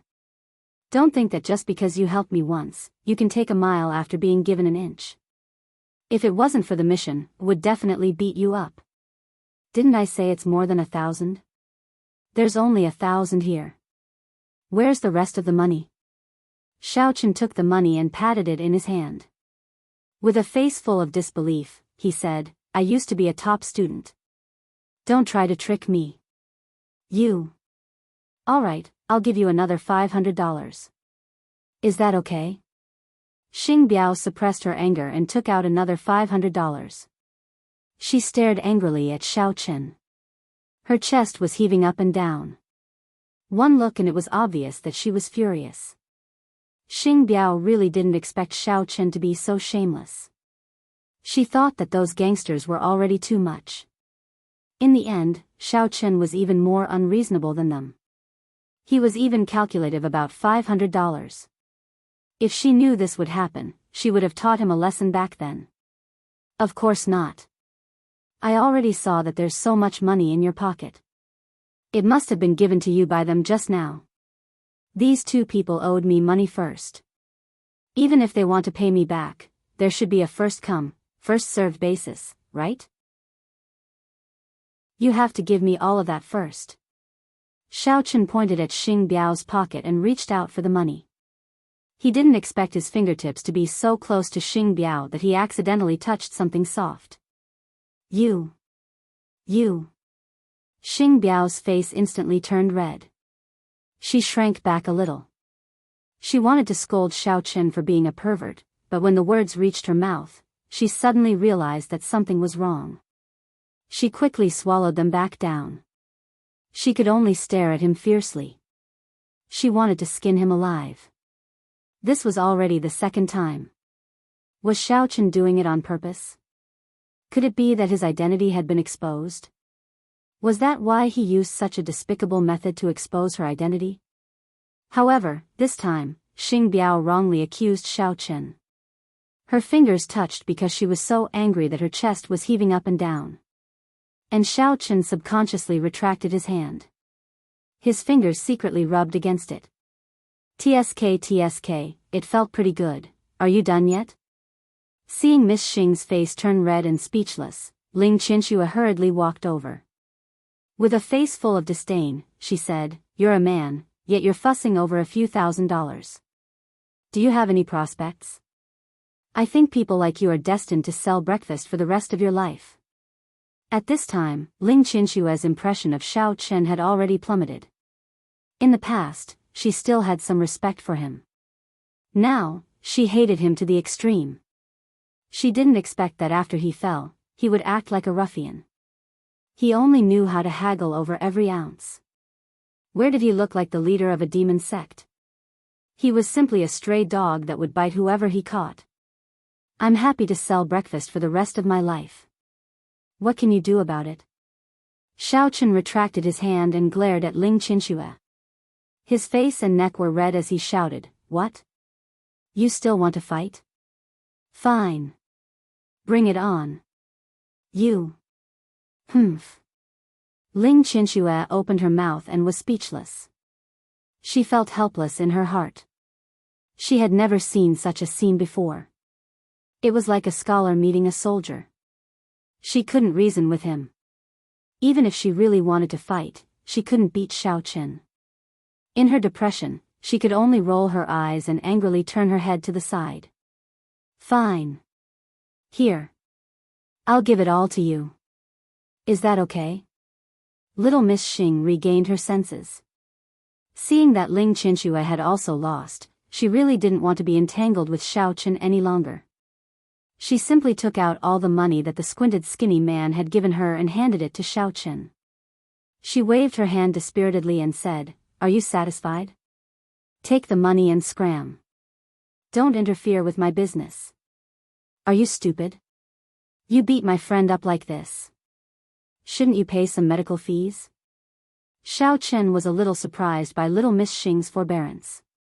He planned to add fuel to the fire and loudly scolded. The squinted skinny man and the tall man behind him were about to cry.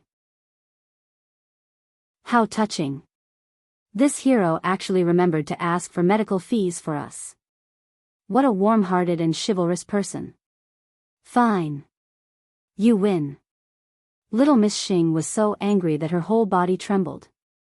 She closed her eyes and directly took out the remaining $10,000 on her. Take it. Take it all. Xiao Chen took the money and casually stuffed it into his pocket. Then he frowned and pointed at the breakfast on the table.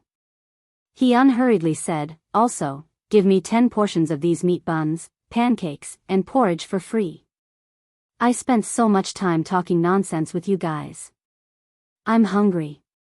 The squinted skinny man and the tall man really cried this time. "Hero, didn't you say you would give us medical fees?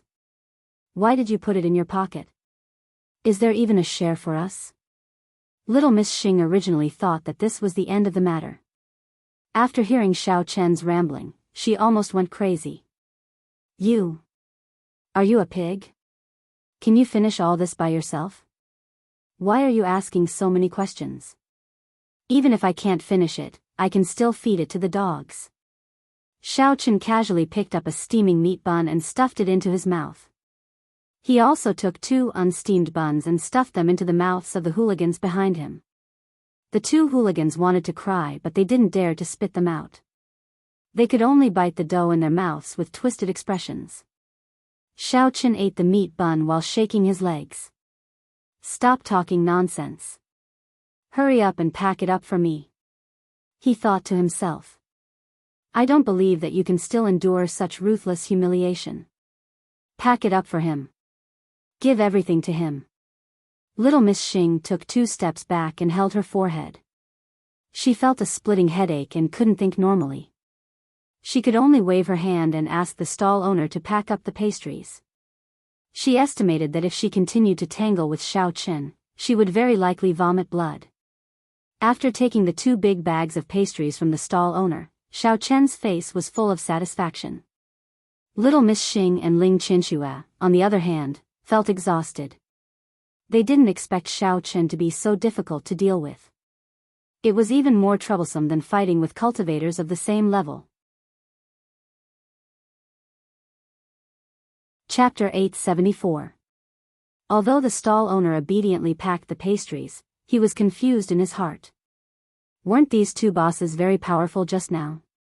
Why did they admit defeat when someone else came?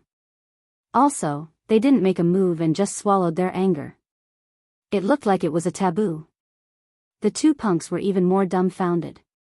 They didn't understand what was going on. When they were beating them just now, they were so ruthless. But when they saw this youtiao seller, they became cowards. They were hoping that both sides would fight each other and both sides would suffer. But the result was completely one-sided. Could it be that this youtiao seller was more powerful than the couple? Or could it be that he had something on them, so they could only listen to him? Yes. Thinking about it, it made sense. Otherwise, they couldn't find any other reason. The squinted skinny guy rolled his eyes and had an idea. Looks like in the future, as long as I use the youtiao seller's name, I can extort money from this couple at any time. They can easily take out more than 10,000 yuan. Looks like they have a lot of money.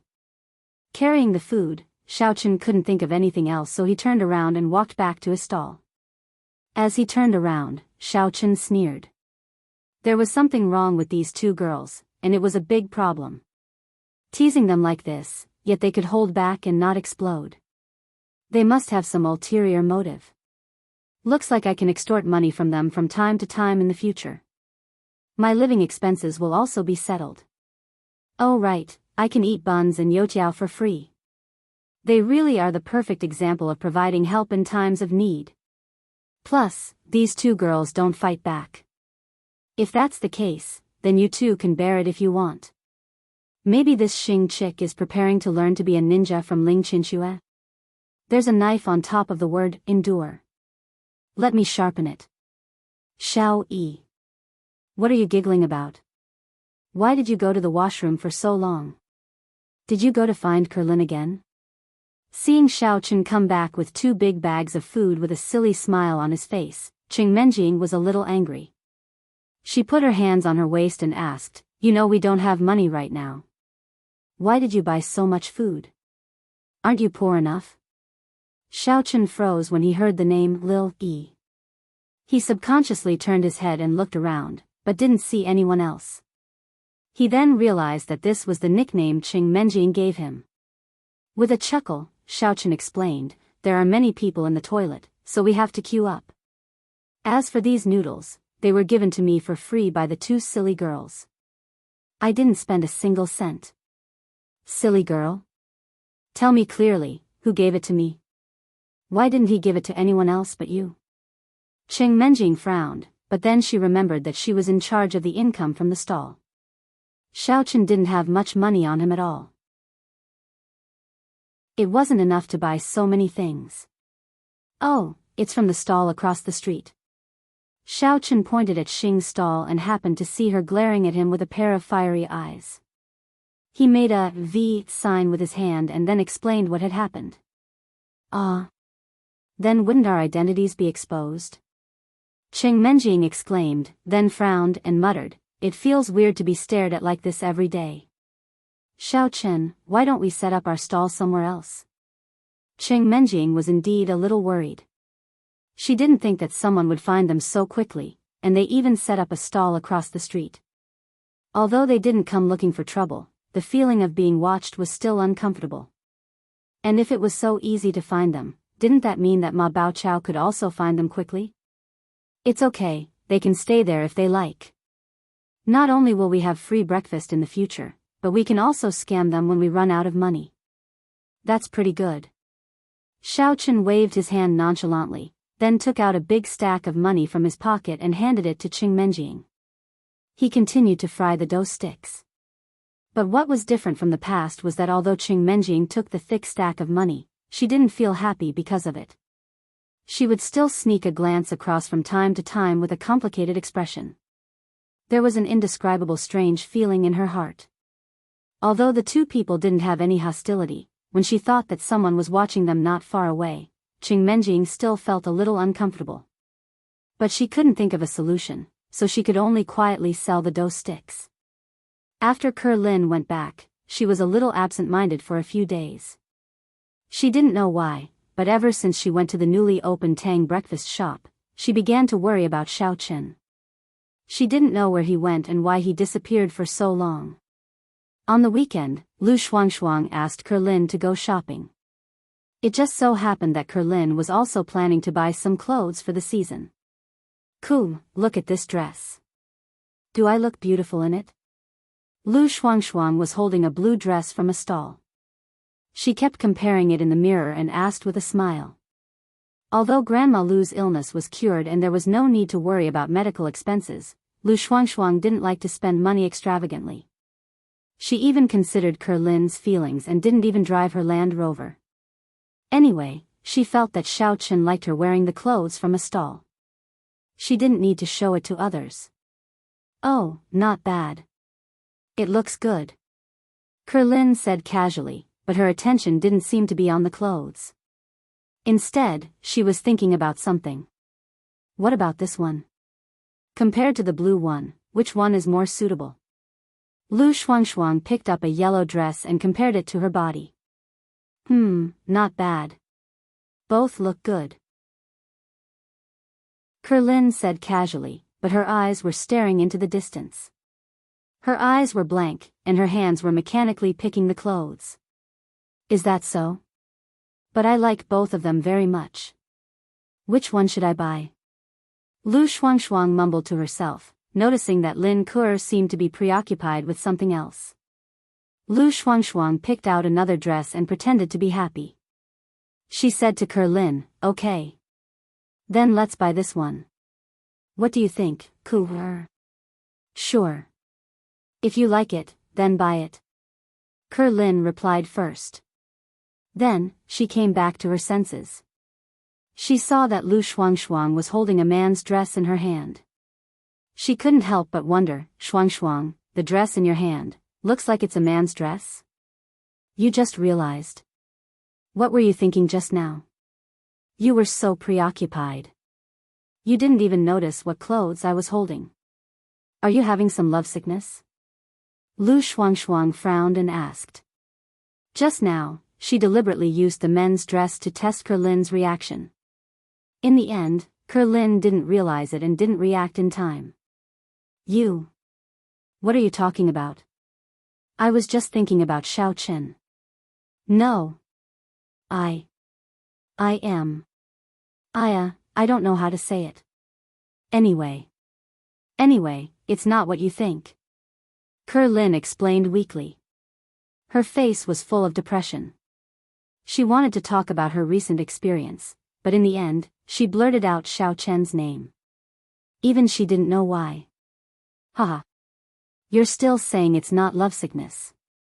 You keep mentioning Xiao Chen's name. I think you must want to see him, right?" Lu Shuangshuang laughed. She used her elbow to gently nudge Lin. She blinked her eyes and teased mischievously. "No. Nothing. It's just that there's a new fried dough stick seller in the morning market. It's in the place where our house used to be. Moreover, it's all the equipment that Xiao Chen used to use. That's why I thought of him." Lin quickly explained. "Really? Why don't I believe you?" Lu Shuangshuang teased with a faint smile. Lin blushed. She gently punched Lu Shuangshuang. Then, she suddenly thought of something. She asked thoughtfully, "That's right, Shuangshuang. Didn't you ask Xiao Chen to help you buy a rice transplanter and a harvester last time? Do you know anything about him recently?" Lu Shuangshuang was stunned. She quickly waved her hand to cover it up. "I don't know. I haven't seen Xiao Chen for a long time. He's probably very busy. After all, he's the young master of a big family. Why would he have time to fool around with us?" "You're right. Lin didn't notice Lu Shuangshuang's abnormality. She looked a little disappointed. She wasn't in the mood to choose clothes anymore. She just casually strolled along the street. Lu Shuangshuang saw that Lin didn't ask further. She was instantly relieved. Lin didn't know about her relationship with Xiao Chen. She didn't plan to say it for the time being. She was afraid that if Lin knew about it, she might not be friends with her anymore. Those TV shows and movies were not rare. Originally, two very good friends, but in the end, because of the same man, they became jealous, and finally, the two of them became enemies. Even in reality, there were many such examples. It should be known that in the beginning, Xiao Chen was Lin's boyfriend. Although Lin didn't admit it, and Xiao Chen didn't mention it, Lu Shuangshuang could tell with her woman's intuition that there must be some problems between the two. Now that she saw Lin's sad look, Lu Shuangshuang was even more certain that she and Xiao Chen had an ambiguous relationship. Maybe they had already done it. In this case, Lu Shuangshuang didn't dare to lay her cards on the table with Lin in this situation. Although she felt a little uneasy, she really didn't know where Xiao Chen was. Even if she wanted to say it, she couldn't. Both of them had their own thoughts in mind. They chatted from time to time and came to the morning market street. Before they knew it, they walked to Xiao Chen's stall. Coincidentally, Lin also felt a little hungry. She stopped and asked, "Shuangshuang, are you hungry? Let's eat something." On the weekend, Xiao Chen opened his stall all day long, just like when Tang Tang was here. The morning market street was also open all day long. But it was already past breakfast time, so there weren't too many people. There were still many empty tables on the side. "Okay, my legs are a little sore. Let's eat something simple." Lu Shuangshuang nodded. She rubbed her sore legs and sat down. Since she got a car, Lu Shuangshuang always chose to drive when she went to the warrior guild to sell things. On the one hand, she could put a lot of goods in the trunk, and on the other hand, she could save time on the road. But her physical strength was much lower than before, and she was tired after a short walk. Huh. Just when she sat down, Lu Shuangshuang suddenly stood up and stared at the stall. Chapter 875. She didn't know why, but she vaguely felt that the back of the Youtiao stall owner was a little familiar. It seemed to be Xiao Chen. Lu Shuangshuang's heart skipped a beat. She quickly ran over to take a look, but found that the stall owner was an unfamiliar face. Now she was a little puzzled. This person's figure and movements were quite similar to Xiao Chen's, but he looked older. His appearance was completely different from Xiao Chen's. "Little girl, what do you want to eat?" Xiao Chen noticed that someone was staring at him, so he looked up and couldn't help but be surprised. Why was Lu Shuangshuang here? Lin was also here. What was going on? However, Xiao Chen could only pretend that he didn't know her. He was on the run now. It wouldn't be good if he caused trouble for Lu Shuangshuang. I want 2 youtiao, 2 fried cakes, and 2 bowls of tofu pudding." Lu Shuangshuang casually ordered some food, then turned around and walked back in disappointment. She found that not only did the youtiao stall owner look ordinary, but even his voice was very unpleasant. It was a world of difference from Xiao Chen. "I say, Xiao Yi, I didn't think that you would be so popular with women with this appearance. Not only does Lin like you, but even the beautiful girl next to her also specially ran over and stared at you. I think you can be called a girl killer." Cheng Menjing snorted coldly. Cheng Menjing's intuition told her that Lu Shuangshuang seemed to have some relationship with Xiao Chen. Otherwise, she wouldn't be so curious and specially ran over to take a look. If she wasn't Lin's friend, then so be it. Since she knew Lin, then it was very likely that she also knew Xiao Chen. What girl killer? I can't even kill my mistress now. Miss, you're thinking too much. Xiao Chen smiled bitterly and shook his head. He first took the food that Lu Shuangshuang ordered, then quickly returned and continued to fry the youtiao. He was also afraid that Lu Shuangshuang would notice something. After all, she was closer to him, unlike Kerlin. I have told you several times, don't call me Missy, call me Yao Yao. Cheng Menjing complained very discontentedly. Xiao Chen was really something, how could he still call her Missy? In such a dangerous situation, couldn't they learn from their mistakes? All right. Miss Yao Yao, Xiao Chen teased with a smile. You're pissing me off. Cheng Menjing glared at Xiao Chen and was too lazy to argue with him anymore. Since you like to call me that, then do as you please. Let's see what you can do when someone sees through you. Lu Shuangshuang, who was eating the youtiao, glanced at Xiao Chen from the corner of her eyes. Seeing them flirting, she increasingly felt that this stall owner's figure was similar to Xiao Chen, but his face and voice were different. However, Lu Shuangshuang and Kerlin were different. She knew that Xiao Chen knew how to disguise himself. Didn't Xiao Chen appear with Xiao Chang and Yang Jiannen's faces before? So although his appearance was different, maybe it was also a disguise? Shuangshuang. Shuangshuang? The tofu pudding in your bowl is gone, why are you still scratching? If you like it, ask the stall owner to give you another bowl. Looking at Lu Shuangshuang's confused expression, holding the spoon and continuously scooping the empty bowl into her mouth, Kerlin felt that it was a little funny. Ah! Lu Shuangshuang was called twice before she woke up. Seeing the empty bowl in front of her, her face instantly turned red. Seeing this, Kerlin was a little curious. What were you thinking about just now? You didn't even know when you finished eating. No. Nothing. I just think that the tofu pudding and youtiao in this shop are quite delicious, so I want to pack one for my grandma to try when I go back. Lu Shuangshuang quickly shook her head, then suddenly had an idea. She thought of a reason and said with some embarrassment. Yeah, I think that the owner's cooking is similar to Xiao Chen's. The youtiao that he fried is so delicious. Kerlin didn't suspect anything and nodded in agreement. Hee, Kuer, you just mentioned Xiao Chen's name again. Lu Shuangshuang teased, feeling that she seemed to have turned the tables. You. Kerlin's face turned red, and she glared at Lu Shuangshuang. She stood up to pay the bill. I'm not talking to you anymore, I'm going to pay the bill. I'll go back with you later. I haven't seen Grandma for a long time, and I can take the opportunity to see her.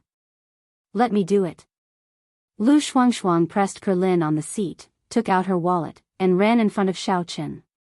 She said, Boss, help me pack a tofu pudding and 2 youtiao. Oh yeah, give me 2 pieces of that fried cake too. Okay, wait a moment. Xiao Chen nodded and quickly packed up the food. Then, he casually said to Cheng Menjing, Yao Yao, help this little girl pay the bill. Oh, got it. When Cheng Menjing heard Xiao Chen call out the nickname, Yao Yao, she was indescribably happy. It seemed that this guy didn't talk nonsense in front of outsiders. She said to Lu Shuangshuang with a pleasant expression, that's a total of 15 yuan. Lu Shuangshuang said, oh. She took out the money. Just as Cheng Menjing was about to take it, Lu Shuangshuang turned around and directly stuffed the money into Xiao Chen's hand. Cheng Menjing still hadn't reacted. Her expression was a little dazed. Lu Shuangshuang picked up the packed food.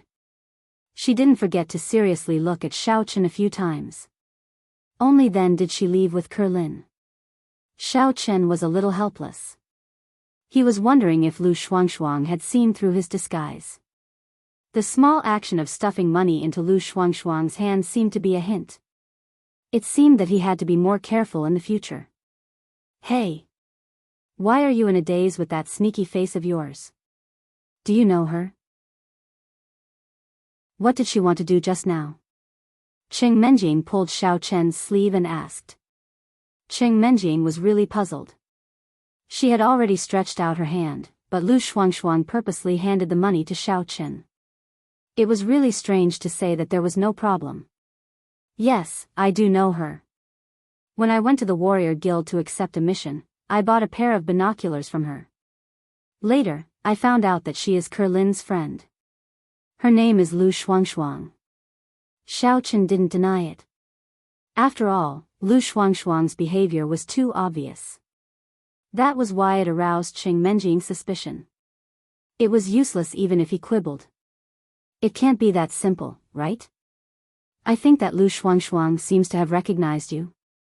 Tell me, what's your relationship with her? Qing Menjing asked maliciously. Why don't you guess? If you can guess correctly, I will reward you with a youtiao.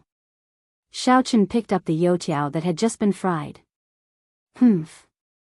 I don't want it. Look at your sneaky face, it's definitely not a good relationship. Qing Menjing snorted and turned her face away.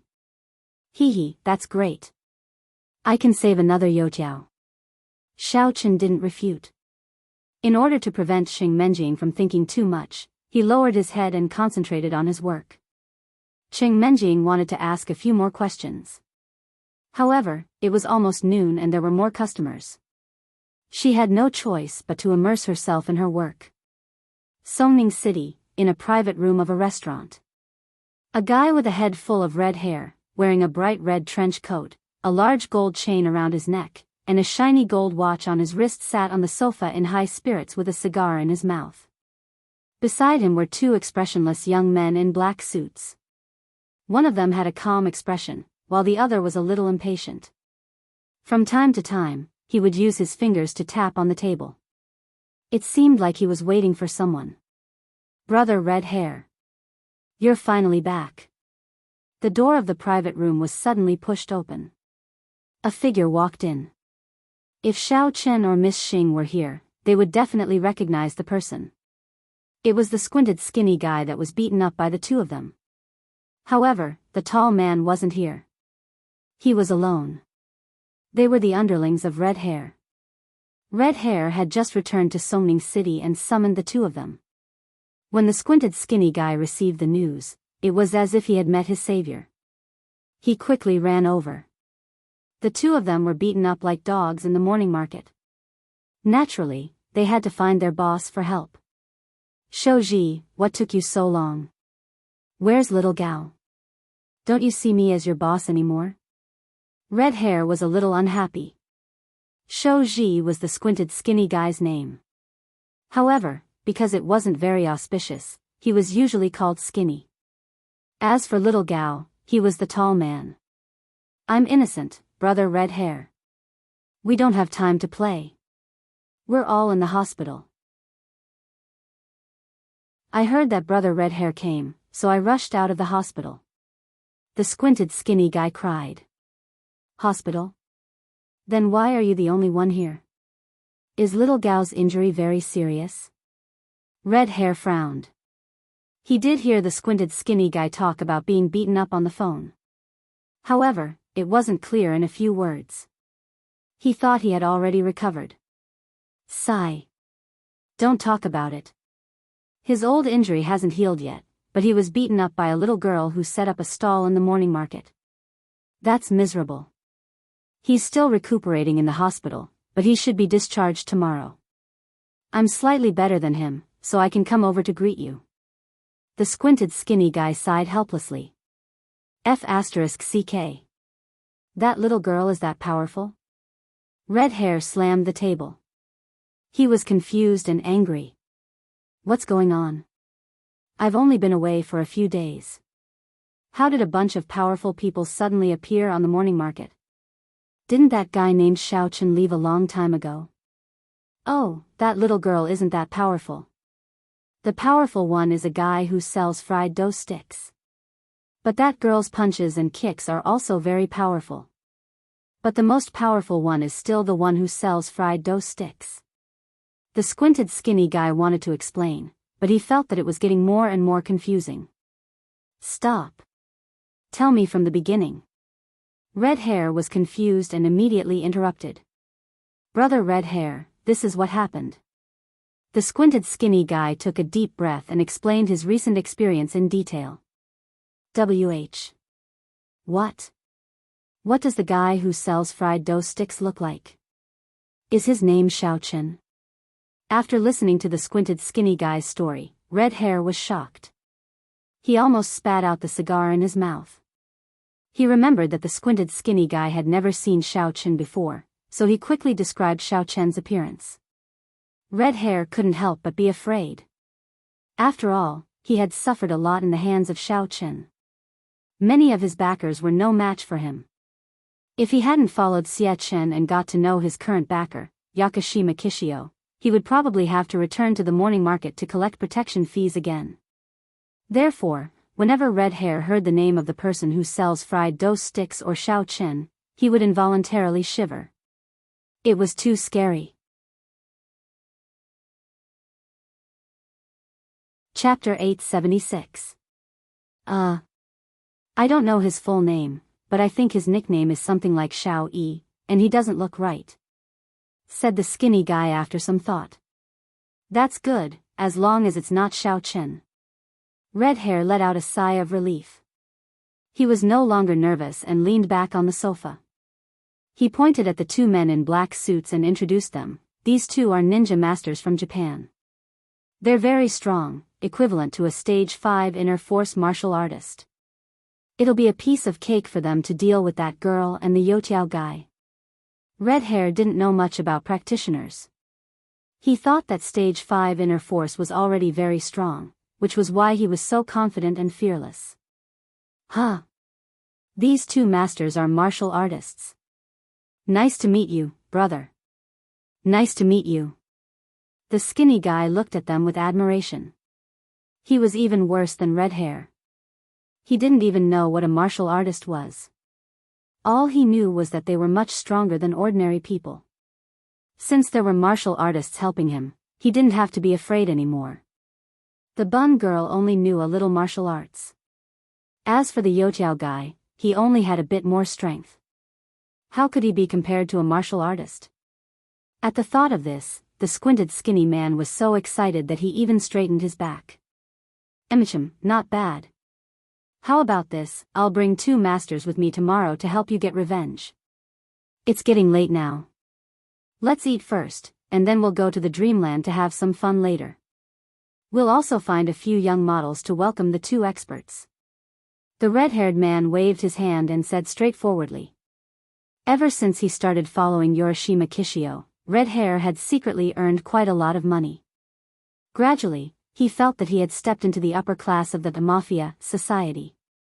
The way he did things also began to move in the direction that he thought was classy. All right, I'll listen to Big Brother Red Hair.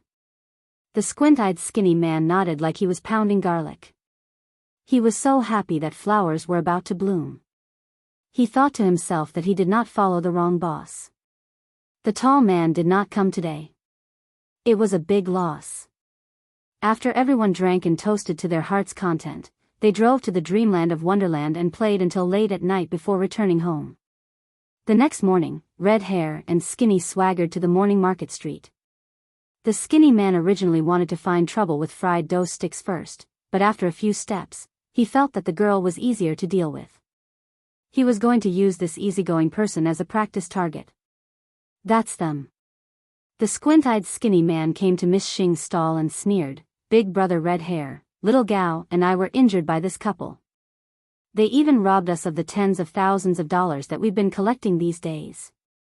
The squinting skinny man was prepared to demand an exorbitant price. Since the couple would be beaten up by their boss, they had to hand it over no matter how much they demanded. All right, got it. Red Hair snapped his fingers and swaggered over. With a bang, he kicked the entire stall over. The pancakes and meat buns were scattered all over the floor. The pot of porridge on the side also splashed all over Xing Qinxue and Ling Qinxue. The stall owner who was working saw that the situation wasn't good and immediately ran away. These people were obviously here to cause trouble. There was no need for him to get involved. He didn't know if the couple could control them. If he got implicated and got beaten up, he would be in trouble. Red Hair's target today was Miss Xing Qinxue and her husband. Thus, the stall owner was too lazy to chase after them. He crossed his arms and leisurely stood in front of his stall. Are you crazy? Do you want to die? Miss Xing, who was caught off guard and was splashed all over, roared angrily. Watch your mouth. Our big brother Red Hair isn't someone you can mess with. The squint-eyed skinny man immediately stood up and shouted with his nose in the air. Miss Xing saw the squint-eyed skinny man and tall man standing behind Red Hair. Only then did she understand that they were here to cause trouble. She couldn't help but get angry. It's you two bastards again. If I knew earlier, I would've let my wife beat you to death. This has nothing to do with you. Scram. At this time, one of the ninjas behind Red Hair stood up and pushed Miss Xing away, causing her to stumble. The other one walked in front of Ling Qianxue and sized her up. With a smile that didn't reach his eyes, he said, "Hee hee, little girl, you're quite pretty. I heard that you're quite good at fighting. Today, I'm here to experience it for myself." You. Ling Qianxue didn't react at first. When the two ninjas jumped out, she was instantly dumbfounded. There was no other reason than that these two ninjas were her subordinates. Their status in the Cherry Blossom group was much lower than hers. Everyone who saw her had to greet her respectfully. Now, they even dared to tease her. Although Ling Qianxue was furious, she didn't dare to act rashly. If Xiao Chen saw through her and ruined young Master Xing's plan, all her previous efforts would be wasted. Miss Xing was also fuming. She was already on the verge of exploding from the push. She couldn't be bothered to care about the consequences. She was prepared to beat them all to death. Even if she was discovered by Xiao Chen, she could think of other ways to keep an eye on her. These flies in front of her, however, were driving her to the limit. "Hubby. Don't be angry. Let me talk to them." Ling Qianxue saw that Miss Xing's mood wasn't right. She hurriedly gave her a look and stopped her. Although she didn't know Miss Xing's true strength, dealing with two Stage 5 Inner Force martial artists was definitely not a problem. However, these two martial artists were considered talents that the Cherry Blossom group had painstakingly cultivated. Although they were a little stupid, it was better to let them live. Humph. Seeing that Ling Qianxue was begging, Miss Xing could only snort and suppress the anger in her heart. She walked to the side and picked up a cloth to wipe the soup that splashed on her body. Seeing that Miss Xing had given her face, Ling Qianxue heaved a sigh of relief. She said to the two ninjas coldly, "There are too many people here. It's not convenient to fight. Follow me." Beauty, are you going to get a room with us? So proactive. Can't wait any longer? One of the ninjas teased with an evil smile. Ling Qianxue was so angry that she wanted to give him a kick. However, she endured it and didn't say much. She turned around and walked towards the direction of her hotel with a sullen face. Seeing that there was a chance, Red Hair hurriedly followed. This girl's looks weren't bad. He thought that he might be able to have a go at her first. Thinking of this, his lower abdomen suddenly became restless and he subconsciously licked his lips. Seeing this, the squinted skinny guy and the tall guy looked at each other and followed. They wanted to see what Ling Qianxue was going to do. If it was possible, they could at least drink some soup while their boss ate the meat, right?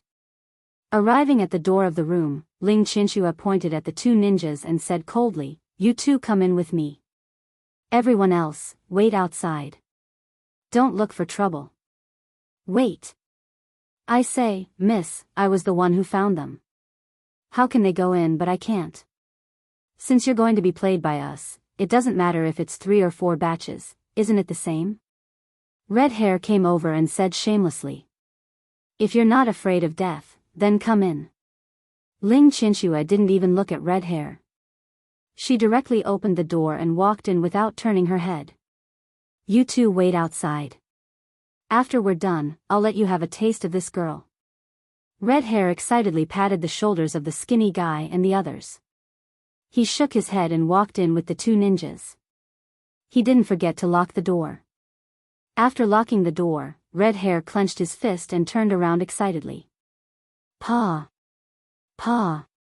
Before he could completely turn around, he saw Ling Qianxue give the two ninjas a slap each. Red Hair was puzzled. Wasn't this girl a little too fierce? She still dared to hit people in such a situation? In the end, Ling Qianxue suddenly spoke. "Baka. You even dare to take liberties with me. Do you want to die? Ling Qianxue angrily scolded. She used Japanese and returned to her original voice. The two ninjas were instantly stunned. What was going on? One of them reacted first. He felt that the voice was a little familiar. It seemed to be Ling Qianxue's voice. At that moment, his face turned pale and he immediately knelt down. The other ninja also felt that something was wrong. He suddenly remembered who the owner of the voice was. Suddenly, his legs softened and he knelt down on the ground. He didn't dare to raise his head and his whole body was trembling. Did the two of you come to Songning City because of Master Yakujima's order? Or did you act on your own? Tell me honestly. Ling Qianxue didn't choose to forgive them because of their actions. She still had a pretty face and stared at the two ninjas kneeling on the ground. She asked in a cold tone. Master Qianxue, we were wrong. Red Hair is very familiar with us. That's why we stood up for him. I hope Master Qianxue can forgive us. Don't tell Master Yakujima about this. One of the older ninjas forced himself to calm down and reported respectfully. It's fine if you don't tell him, but you know the rules of the organization. Do you want to do it yourself, or do you want me to do it for you? Ling Qianxue's face was cold and she asked condescendingly. There was no emotion in her voice. We will do it ourselves. The older ninja knew that today's matter couldn't be resolved peacefully. He gritted his teeth and took out a piece of white cloth from his arms and spread it on the ground. Then he pulled out the short sword with his right hand and placed his left hand flat on the cloth. He raised the sword and cut off his little finger cleanly. The other ninja hesitated for a moment and then followed suit with a bitter face. The whole process was so painful that his face was sweating profusely, but he didn't even dare to make a sound. Although the two of them felt very helpless, they didn't dare to complain. This was already the smallest punishment. If this matter was really spread to Yakujima Kikuo, they were afraid that it wouldn't be as simple as cutting off their fingers. Ling Qianxue snorted coldly and raised her eyes. Her cold eyes fell on Red Hair, who was stunned at the door and couldn't move. Master Qianxue, I also know I was wrong. Please let me go. I promise, there won't be a next time. Red Hair felt like a bucket of ice water was poured from head to toe when Ling Qianxue looked at him. He suddenly knelt down and begged for mercy. Chapter 877. Although he had never seen Ling Qianxue before, he knew that there was such a person in the Sakura group. He just didn't expect to bump into her here. He was really unlucky. You guys have the nerve to stand up for this kind of trash. It's so embarrassing. After this is over, you guys can go apologize to Yakujima-sama yourselves. Ling Qianxue said expressionlessly as she looked away. Well. Okay. The two ninjas could only nod helplessly. It seemed that cutting off the fingers could only appease Ling Qianxue's anger. As for how to deal with this matter, they had to wait for Yorishima Kikuo's decision. Your name is Red Hair, right? Ling Qianxue finally looked at Red Hair again and waved her hand impatiently. This is none of your business. I'll let you go for Yakujima-sama's sake. Otherwise, don't even think about leaving here alive. Hurry up and get lost. Yes. Red Hair wanted to stand up, but his legs turned to jelly and he almost knelt down again. With great difficulty, he held his leg and stood up straight. He wiped the cold sweat off his forehead, opened the door, and ran out while trembling. Red Hair was very depressed. He wondered if he was the bane of his existence. The backer that he had spent so much effort to invite was gone again. The two men who were waiting outside heard the door open and saw Red Hair walking out, sweating profusely. They thought that their boss was done, so they quickly greeted him and asked eagerly, "Big brother, how was that girl's skill in bed? Isn't it our turn?"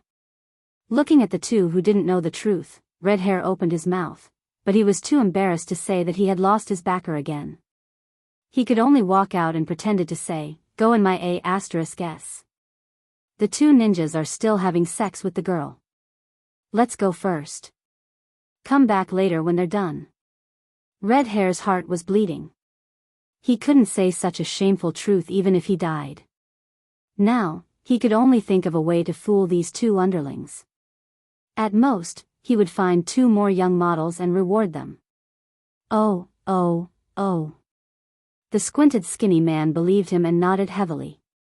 He gave a thumbs up and complimented, "Those two martial artists are really powerful. They can even handle such a violent girl so easily. They are indeed masters." After leaving the hotel, the three of them did not know what to do and could only stand by the roadside in a daze. "Big brother Red Fur, I remember now. That youtiao seller cheated us of a lot of money before. Moreover, he even broke my hand. How about we go and teach him a lesson?" The tall man suddenly had an idea and suggested. Since he had already dealt with the pretty girl, he might as well take the opportunity to deal with the youtiao seller. Big brother was indeed big brother. Once he made a move, he solved everything. Of course. Let's go.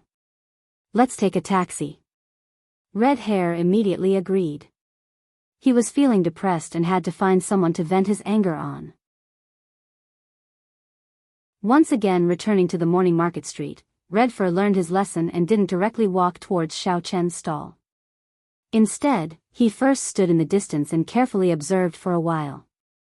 After confirming that the couple selling youtiao didn't know each other, he aggressively rushed over. "Get lost. Get lost." Red Fur and the two delinquents behind him pushed and shoved to separate the queue. The people who were pushed wanted to curse, but when they saw that it was a famous local bully of the morning market street, they immediately lost their imposing manner. They suppressed their anger and dispersed to the side. Red Fur arrived in front of Xiao Chen's stall and arrogantly pointed at him. "Hey! Youtiao seller, I heard from my brother that you seem pretty arrogant. Not only did you injure them for no reason, but you also publicly robbed them of their money. You actually dare to rob them in broad daylight? Do you not want to stay in the morning market street anymore? Why is it you again? Why are you looking for me? I think you won't feel comfortable unless you get beaten up. Is your skin itching again?" Xiao Chen was making breakfast well and was disturbed for no reason. He was immediately displeased.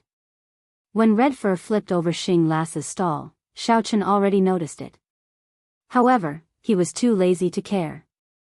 He couldn't do anything to Xing Lass anyway. He didn't expect that after disappearing for a while, this group of people actually came to find trouble with him. F***ck, your mouth is pretty stubborn. Red Fur glared at him. He rubbed the red hair on his head and angrily said, "Let me tell you. Hurry up and apologize to my brother. Then pay 80,000 to 80,000 yuan in medical fees and we'll let this matter go. Otherwise, when my two subordinates come later, they can easily peel off a layer of your skin. Let me tell you, they are all martial arts experts at the 5th stage of inner strength. How about it, are you afraid now?" Now that the two ninja experts weren't by his side, Red Fur could only choose to intimidate. After all, he knew that Xiao Chen had some brute strength. If he fought recklessly, he might be at a disadvantage. He could only borrow the power of a martial artist to make the other party afraid. "Oh, then let them come." Xiao Chen waved his hand as if he was shooing away flies. He impatiently said, "Is there nothing else? If there's nothing else, then scram. Don't block the customers from buying things. F***ck your mother, I think you are." I.O. Red Fur wanted to use the same old trick and kick the stall away. However, just as he lifted his leg, Xiao Chen directly grabbed his hair and dragged him to a nearby corner. The two punks originally had their hands on their hips and were full of vigor. In the blink of an eye, when they saw Red Fur being grabbed, they instantly became numb. They stared at each other and didn't know what to do. There was no other way. Both of them couldn't beat Xiao Chen. If they failed to save Red Fur and got beaten up again, they might not even have the money to pay for his medical fees. What Xiao Chen hated the most was when people talked about his parents. Redhead had touched his reverse scale, so Xiao Chen didn't say anything else. He directly grabbed Redhead and gave him a round of punches and kicks. Redhead's eyes rolled back into his head. However, Xiao Chen was still conscious and didn't use his energy. Otherwise, if he accidentally beat Redfur to death, it wouldn't be good for him to stay on the morning market anymore. Ouch. You. How dare you hit me? Redfur was very strong-willed at first. He kept cursing and threatening while covering his head to dodge. However, no matter how he dodged, he still suffered a few punches. His face was immediately swollen. Have you heard of Hero White Fox? He's my boss. Of course, I dare to hit you. As Xiao Chen spoke, his hands and feet didn't stop.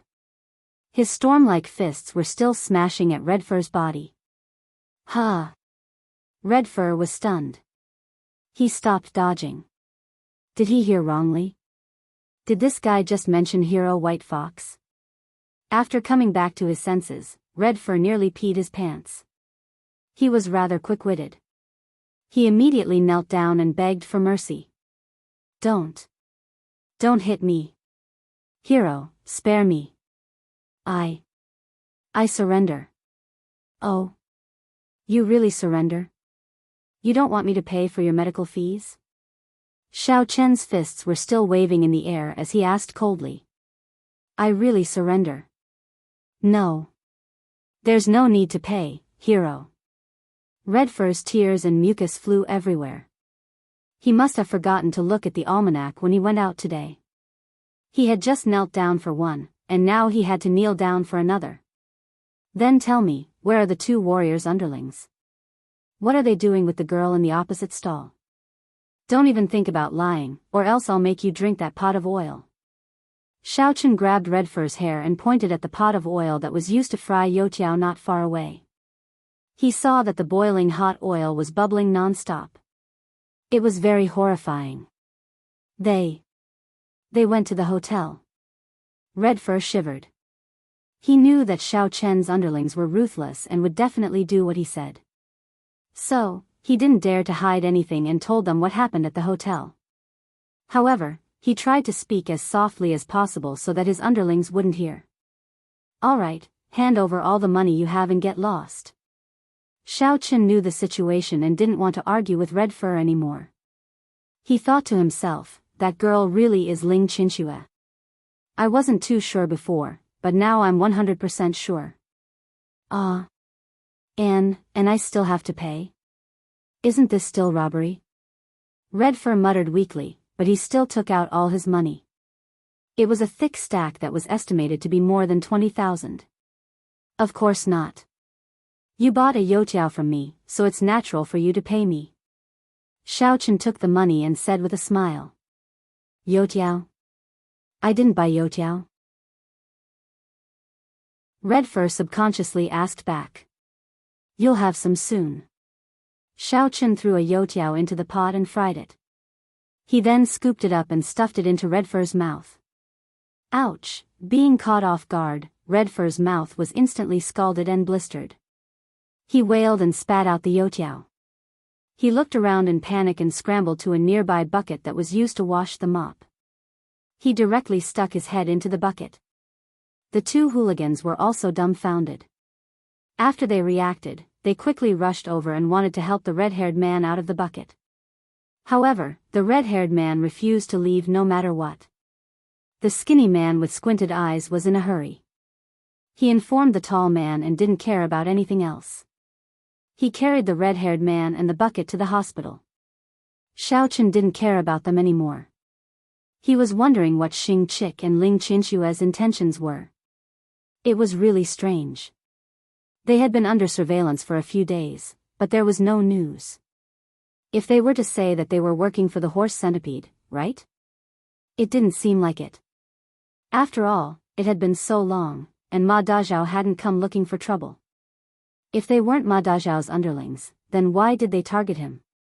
Right now, he was down and out. He didn't have money or power, so there was nothing for him to do. Could it be that they saw that he was handsome, so they thought of ways to marry him and become his wife? Shaking his head, Xiao Chen felt his head hurt. He couldn't think of a reason, so he decided not to think anymore. He turned around and continued to fry youtiao for the crowd that had gathered again. Lil E, aren't you being too violent? That troublemaker, you can just beat him up. What if he dies when you shove the hot youtiao into his mouth? Cheng Menjing frowned. She was a little puzzled. Xiaochen wasn't this violent before. Why did he become so extreme recently? Was it because he was on tenterhooks every day, so he wanted to vent his anger?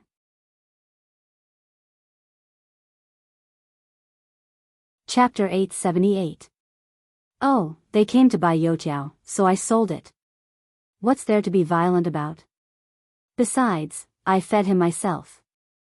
Xiaochen didn't mind. He took out the money and waved it, then naturally handed it to Cheng Menjing. Sigh. You should restrain yourself from now on. With our current situation, it's better to avoid trouble. It's better to be careful. Cheng Menjing took the money and sighed helplessly. She didn't want to say anything else since Xiaochen wouldn't listen to her. After applying some ointment in the hospital and receiving 2 tetanus shots, the blisters in Red Hair's mouth finally subsided a lot. Although it was painful, at least it didn't spread. Fortunately, his 2 subordinates sent him to the hospital in time. Otherwise, his mouth would have been rotting. Motherf asterisk cur, I'm so unlucky today. Looks like I need to find a girl to go to the fire. Ouch. Just as he stepped out of the hospital's side door, the red-haired man cursed as he walked. In a moment of carelessness, he was bumped into by a middle-aged man who was walking towards him. Although the middle-aged man was in a hurry, he still stopped for a moment. A young man behind him quickly ran over and helped Red Hair up. When the middle-aged man saw that Red Hair had stabilized himself, he asked indifferently, "Sorry, I didn't hurt you, right?" Although he was apologizing, his tone wasn't apologetic at all. F***CK.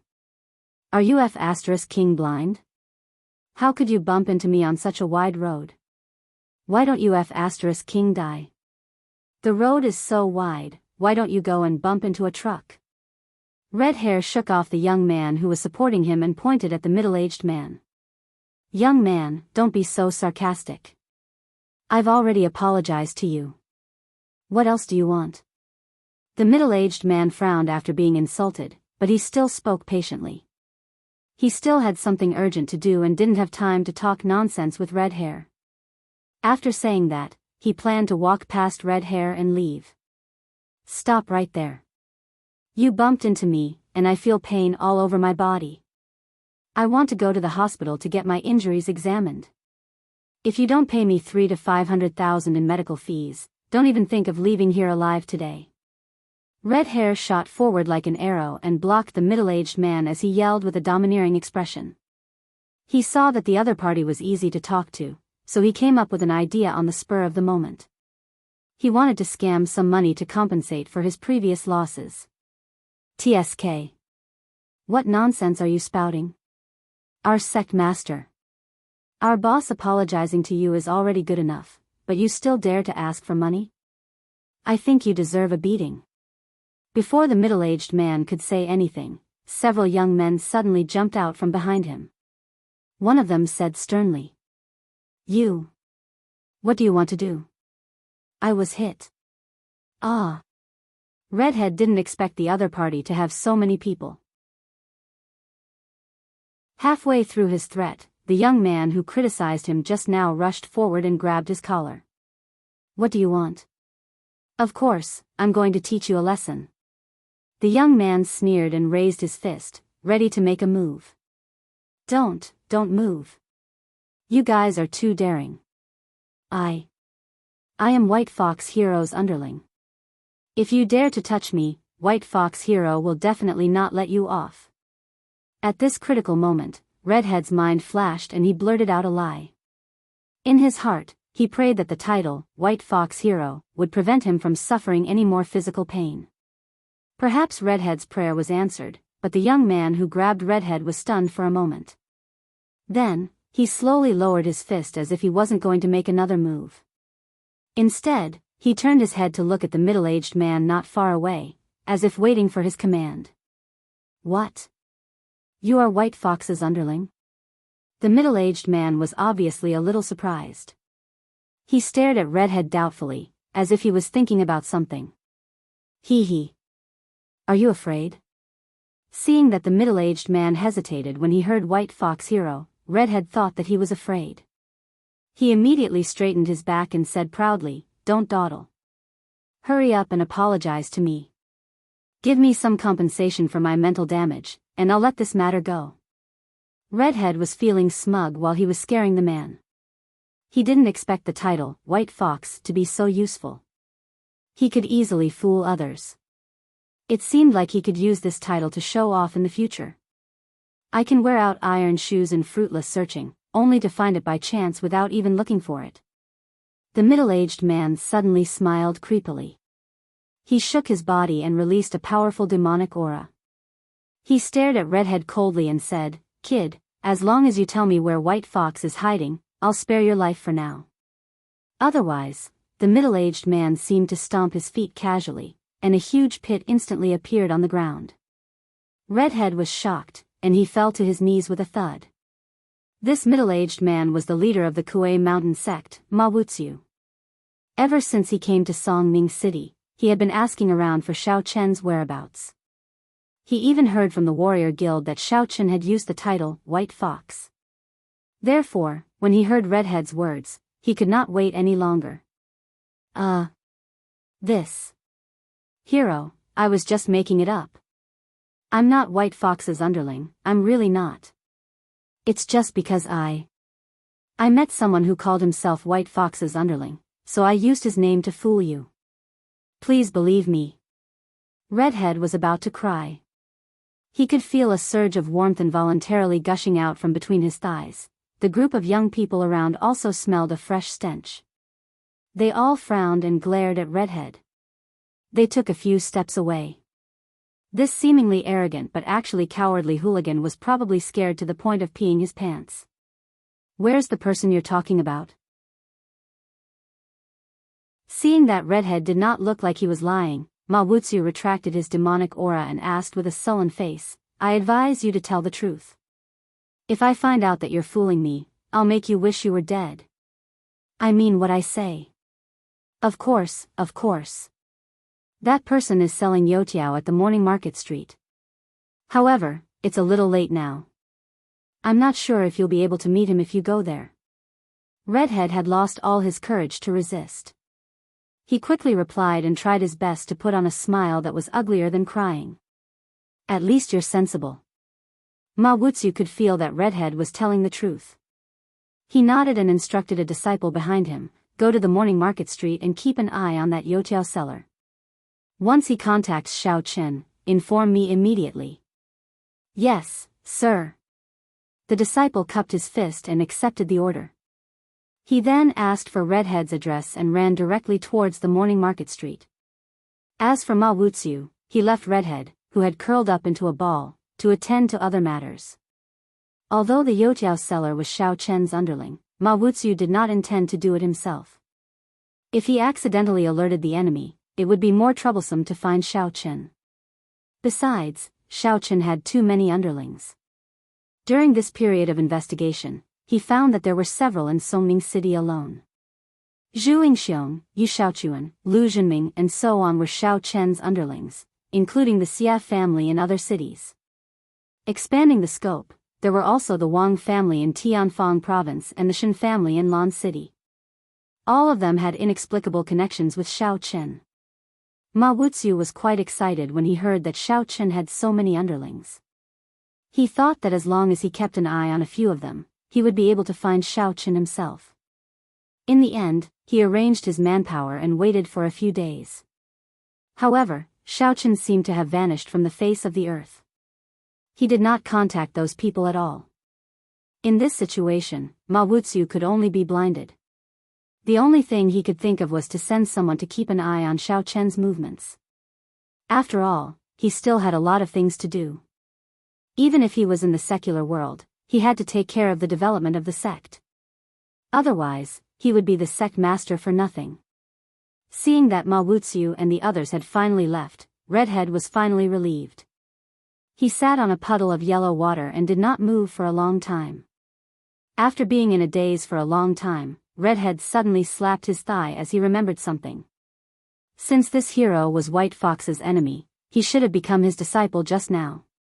He was so powerful that it would not be a problem for him to be his backer. That way, he could also help him take revenge. He was so scared that he did not react. What a great loss. In the evening of the same day, when Xiaoqun was packing up his stall and on his way back, he felt that someone was following him from behind. Moreover, the tracking method was very clumsy. He thought it was the two girls, Xing and Ling Qinxue. However, when he secretly released his divine sense to check, he found that it was actually Lu Shuangshuang who was following him stealthily. Xiaoqun was a little surprised. Why was this girl following him for no reason? Could it be that she had confirmed that he was Xiaoqun in disguise? Thinking about it carefully, Xiaoqun found that it was quite possible that he had been seen through. After all, Lu Shuangshuang had done it with him several times. Besides, they had been in frequent contact before. She also knew him very well. She might have suspected him because of this. Although his appearance and voice had been changed, it was hard for him to change his habits and actions in a short time. When he pretended to be White Fox, he was also seen through by Jean Bebe. Xiaoqun raised his head and looked ahead. It seemed that Qing Menjing did not notice anything unusual. After thinking about it, Xiaoqun felt that since he had discovered it, he could not ignore it. Seeing that they were about to reach Tang Tang's place, Xiaoqun simply found an excuse. He said that he had to buy some vegetables and asked Qing Menjing to go back first. What? I just saw the guy selling fried dough sticks in front of me. How come he disappeared in a blink of an eye? At this time, Lu Shuangshuang was hiding behind an electric pole with a pair of big sunglasses and a mask. Some passers-by who did not know what was going on all looked at her, thinking that she was a big star in disguise. Why are you hiding here? You are so sneaky. Are you trying to steal something? Xiaoqun suddenly appeared behind Lu Shuangshuang. He patted her shoulder softly and asked in confusion. Xiaoqun did not want to expose her. But after thinking for a while, he still decided to take action.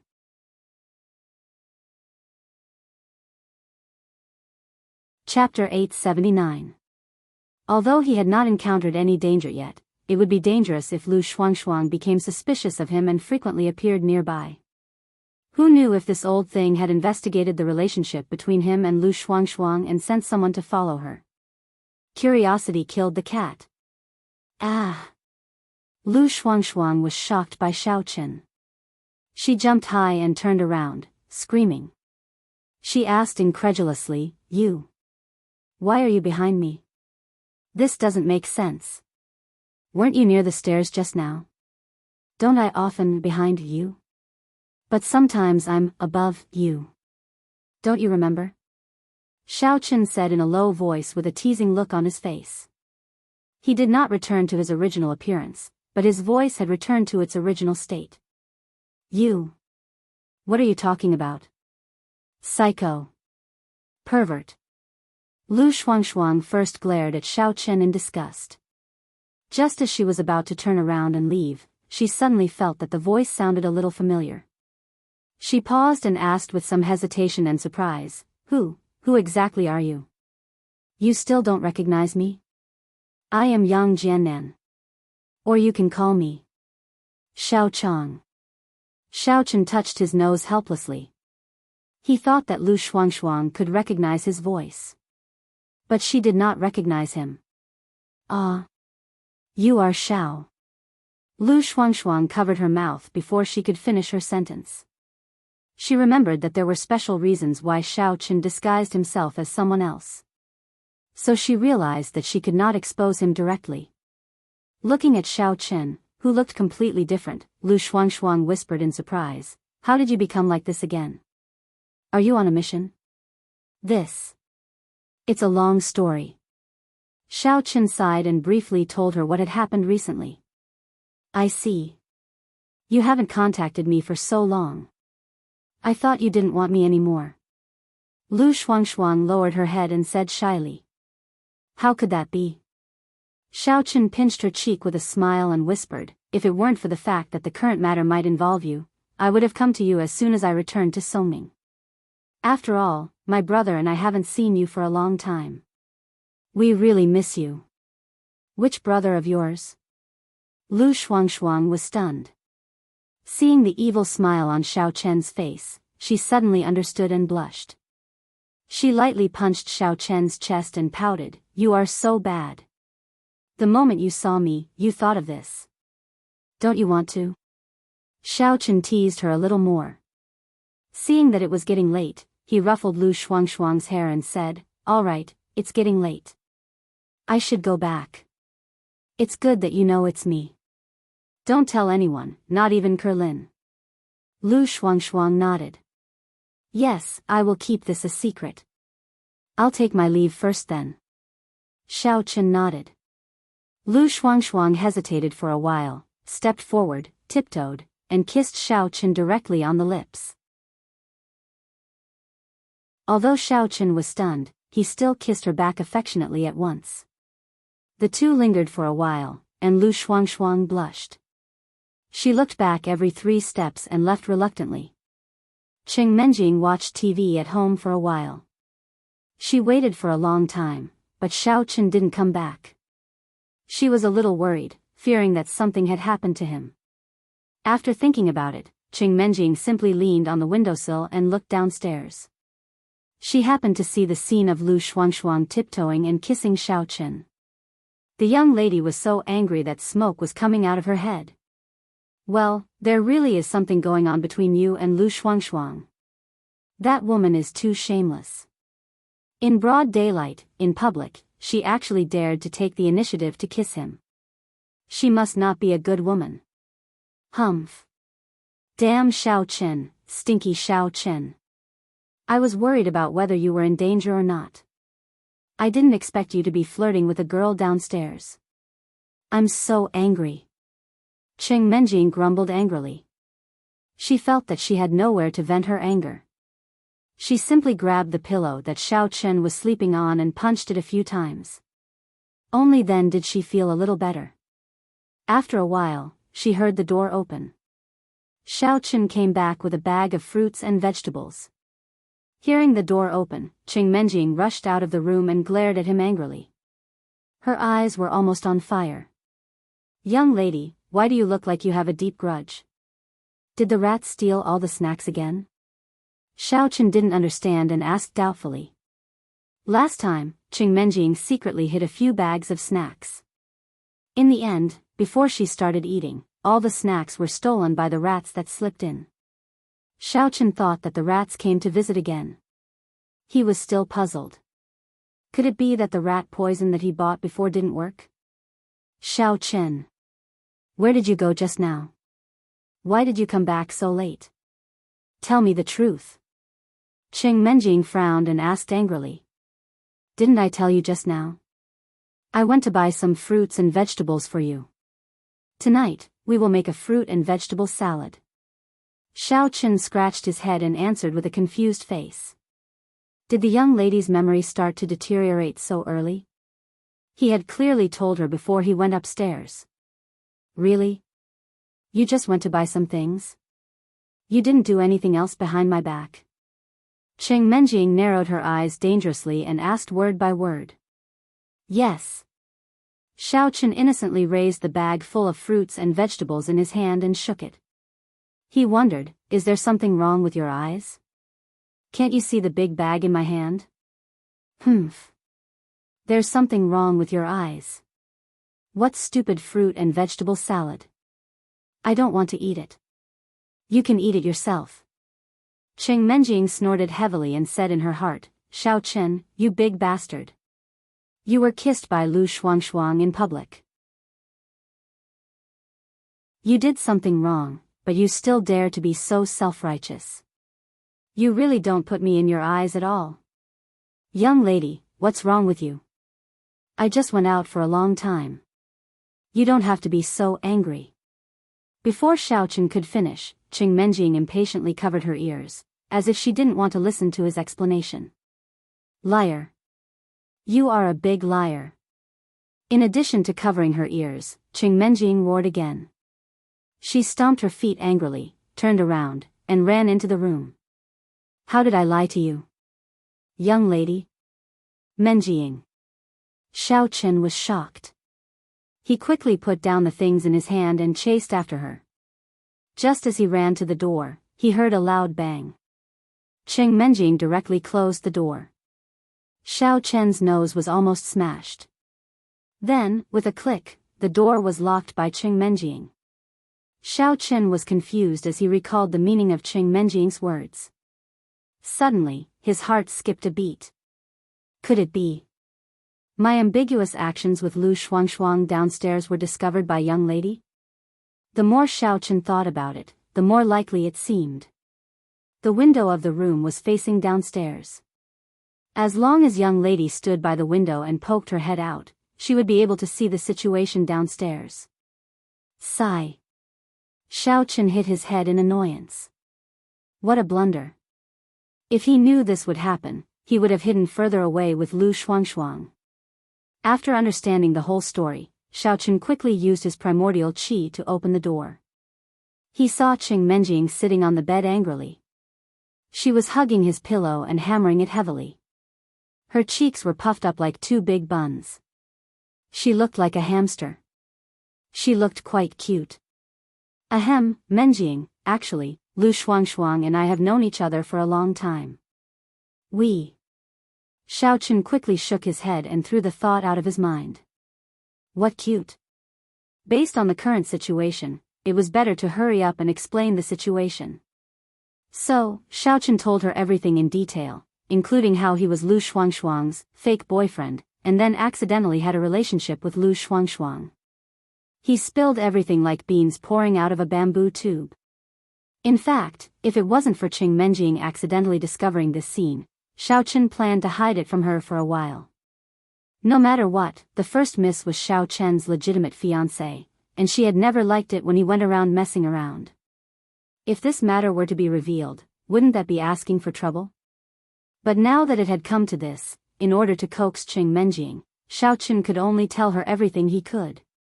Fortunately, this time Qing Menjing didn't interrupt Xiao Chen's explanation again.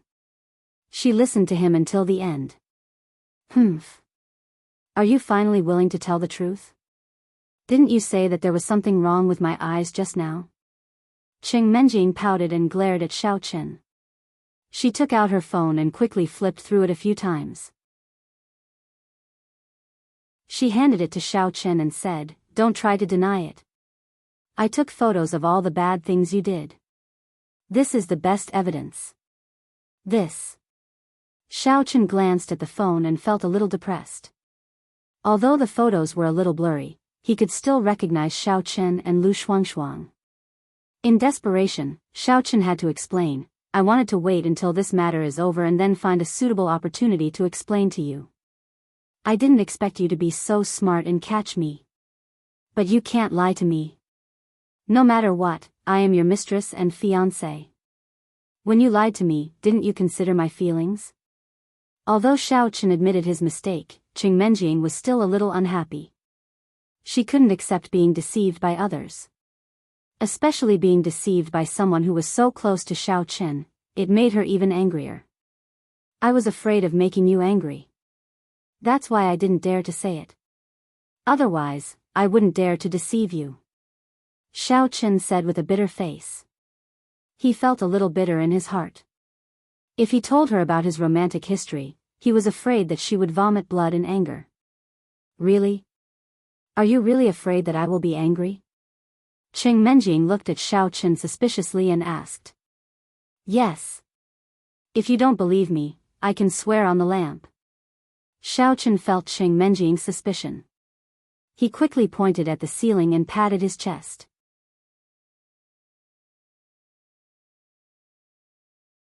Chapter 880. All right then. I'll reluctantly forgive you.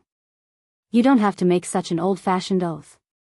Just don't keep trying to hide it from me in the future. Qing Menjing's expression relaxed.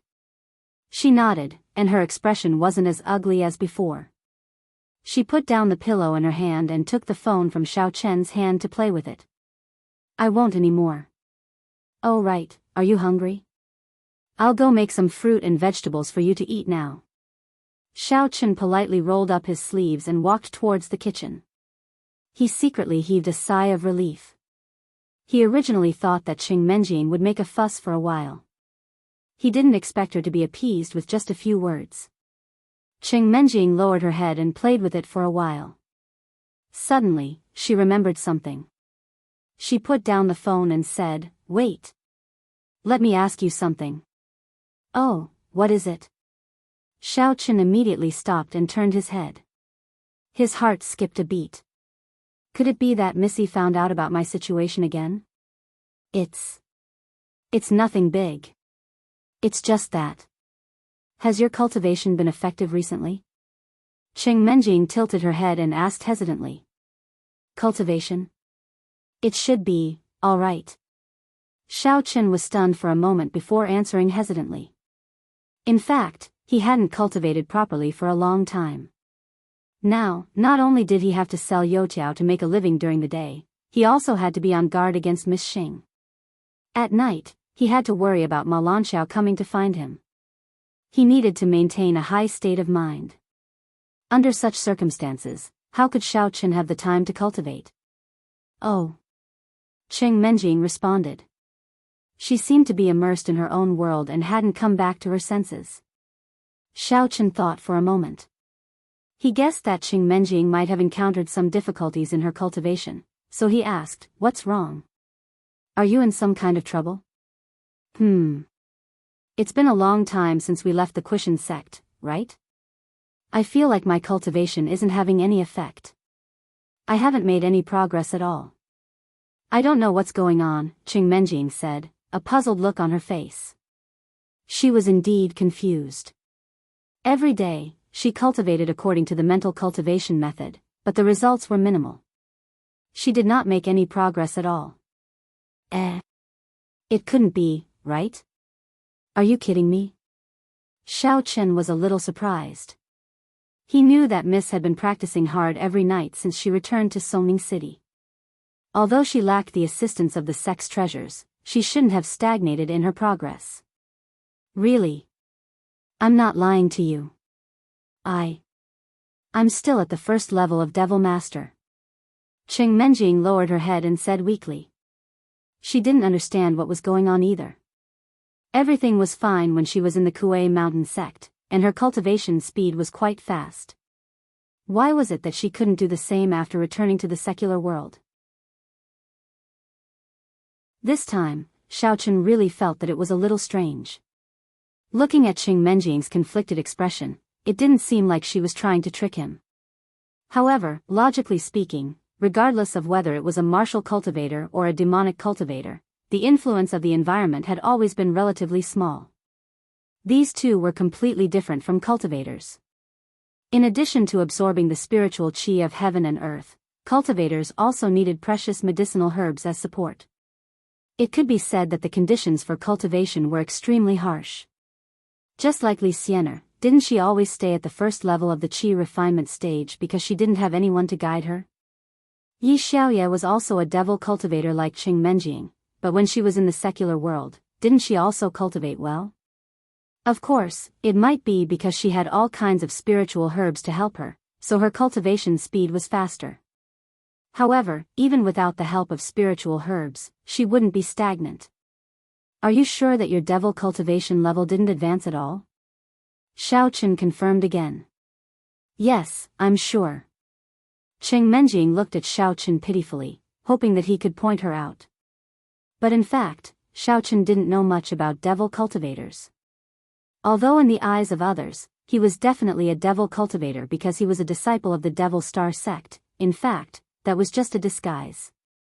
After all, the awesome thing about cultivators was that they could learn the martial skills of devil cultivators and martial cultivators at the same time, and no one would see through them.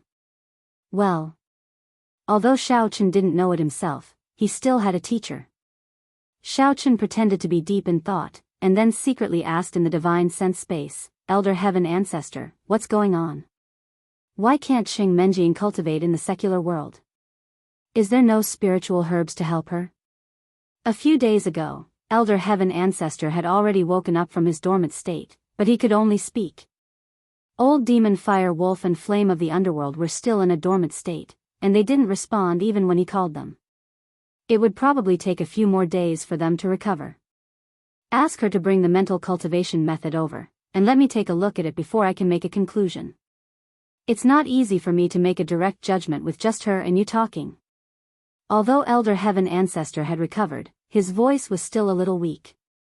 After hearing Elder Heaven Ancestor's words, Xiaochen nodded slightly, and reached out to ask Qing Menjing for the book. How about this, young miss? Give me the Niece's Heart Sutra first, and I'll see if there's any problem with it.